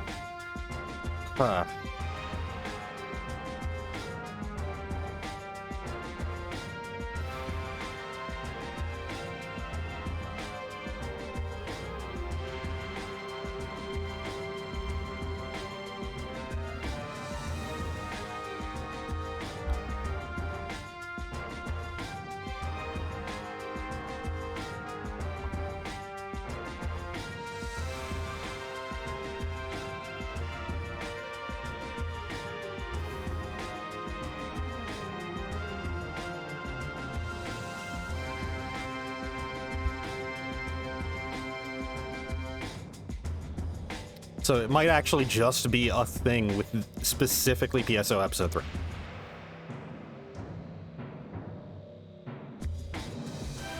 Due to the fact that the way it saves to the memory card, it probably is something like...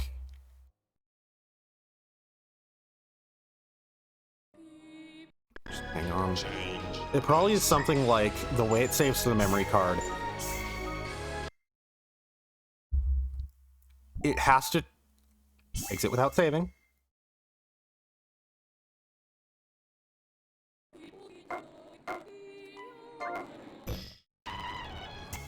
Ah, there we go. Yeah. Exit without saving, and then it's still the post completing, so.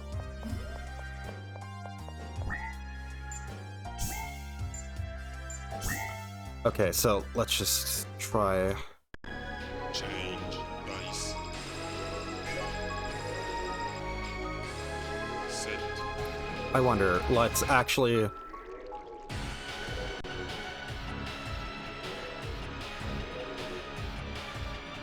God.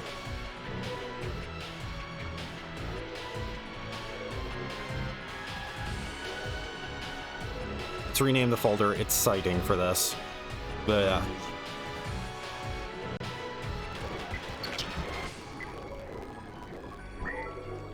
So let's quit game now. Exit without saving. Does it still have the memory card loaded though?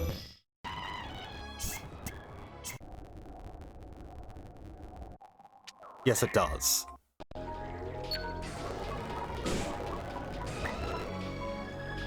Change. Quit game.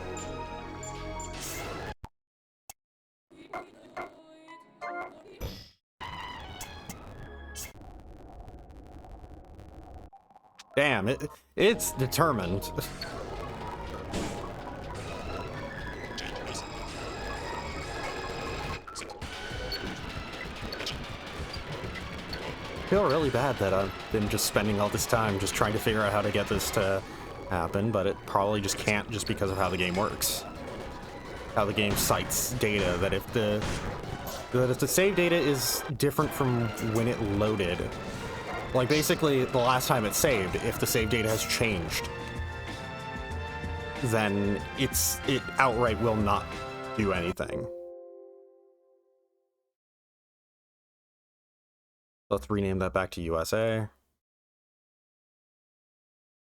And let's go back into Dolphin, change this to memory card, which I was using before, and memory card USA raw.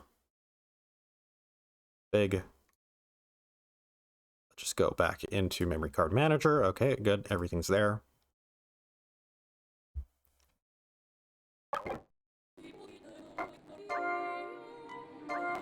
Yeah, if I go into story, firm. Man, that's unfortunate that save states basically are unusable for this game.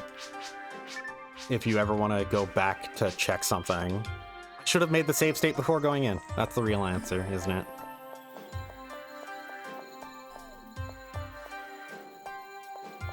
Well, that's unfortunate. But we are now on New Game Plus for Heroside.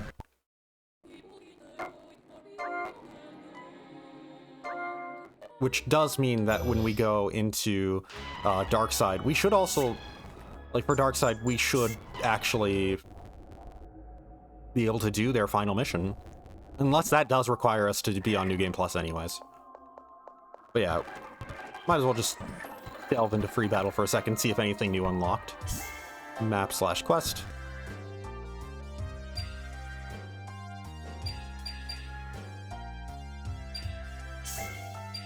We have Scandal 1, 2, and 3.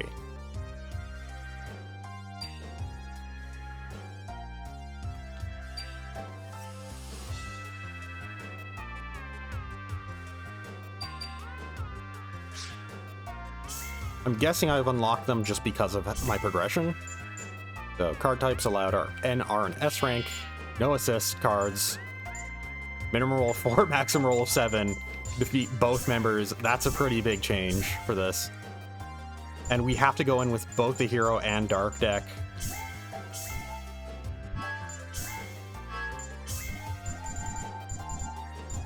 And yeah, we have to go in without any assist cards. I'm not going to be doing this. This is just a way of cooling down after everything. So yeah, unfortunately, we are not able to get the true ending today. But we have started the process towards getting the true ending. And as part of us doing New Game Plus, we are going to be speeding through a lot. Any repeat missions, I'm probably going to be speeding through with Turbo. And I'm just going to be largely focusing on just seeing the missions that are, like, that have cutscenes that we have not done. Basically, the other route of missions that we did not take, the assignment route. And just going through all of that. So, unfortunate that the few things I wanted to test, admittedly, the few things I wanted to test, probably not going to work anyways. Probably not going to be anything anyways, so. But still, I wanted to test them. Put 42 hours into this game, huh? Well, that's not counting, yeah, the turbo. Let's actually, you know what?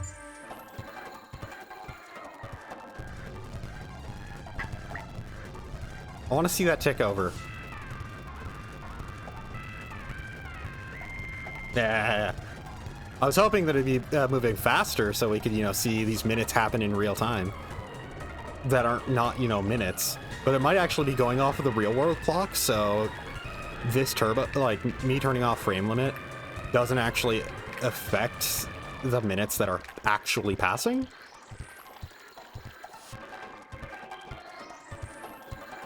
I'm not actually paying attention to real time, but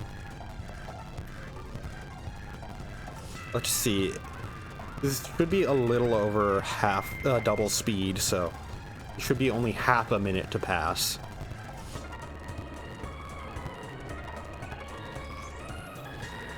Okay, yeah, it is sped up time. Okay, that's good to know.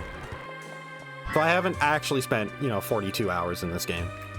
Man, I'm doing a lot of things that are just me faffing about with the emulator and figuring out things. That's really... Anyways, so I might as well wrap this up now. It's almost been 4 hours, so with everything that's happened, we have sort of completed one side of the game. Sort of. We need to do New Game Plus if we want to see the actual ending for that side, and for the other characters on that side, and for everything going on that side. And there's also a lot of quests that we missed out on because there's a whole route of side quests that we didn't do. So there's a bunch of cutscenes that we didn't see. So I want to see those anyways. So even if New Game Plus wasn't required to see the true ending, that doesn't matter. I would have gone through New Game Plus anyways to see all the different cutscenes that I missed. So anyways, well, I was gonna say thanks to everybody who joined, and yeah, next time on Friday, maybe even earlier, just in case I get the bug to really turbo finish this game. But next time we will be finishing up Darkside, and then going into New Game Plus on Heroside. At that point, I don't care about how far away one is from the other. But yeah. So yeah, thanks to everybody who joined in, as per usual, and catch y'all later. I gave that a weird inflection at the end. So, catch y'all later.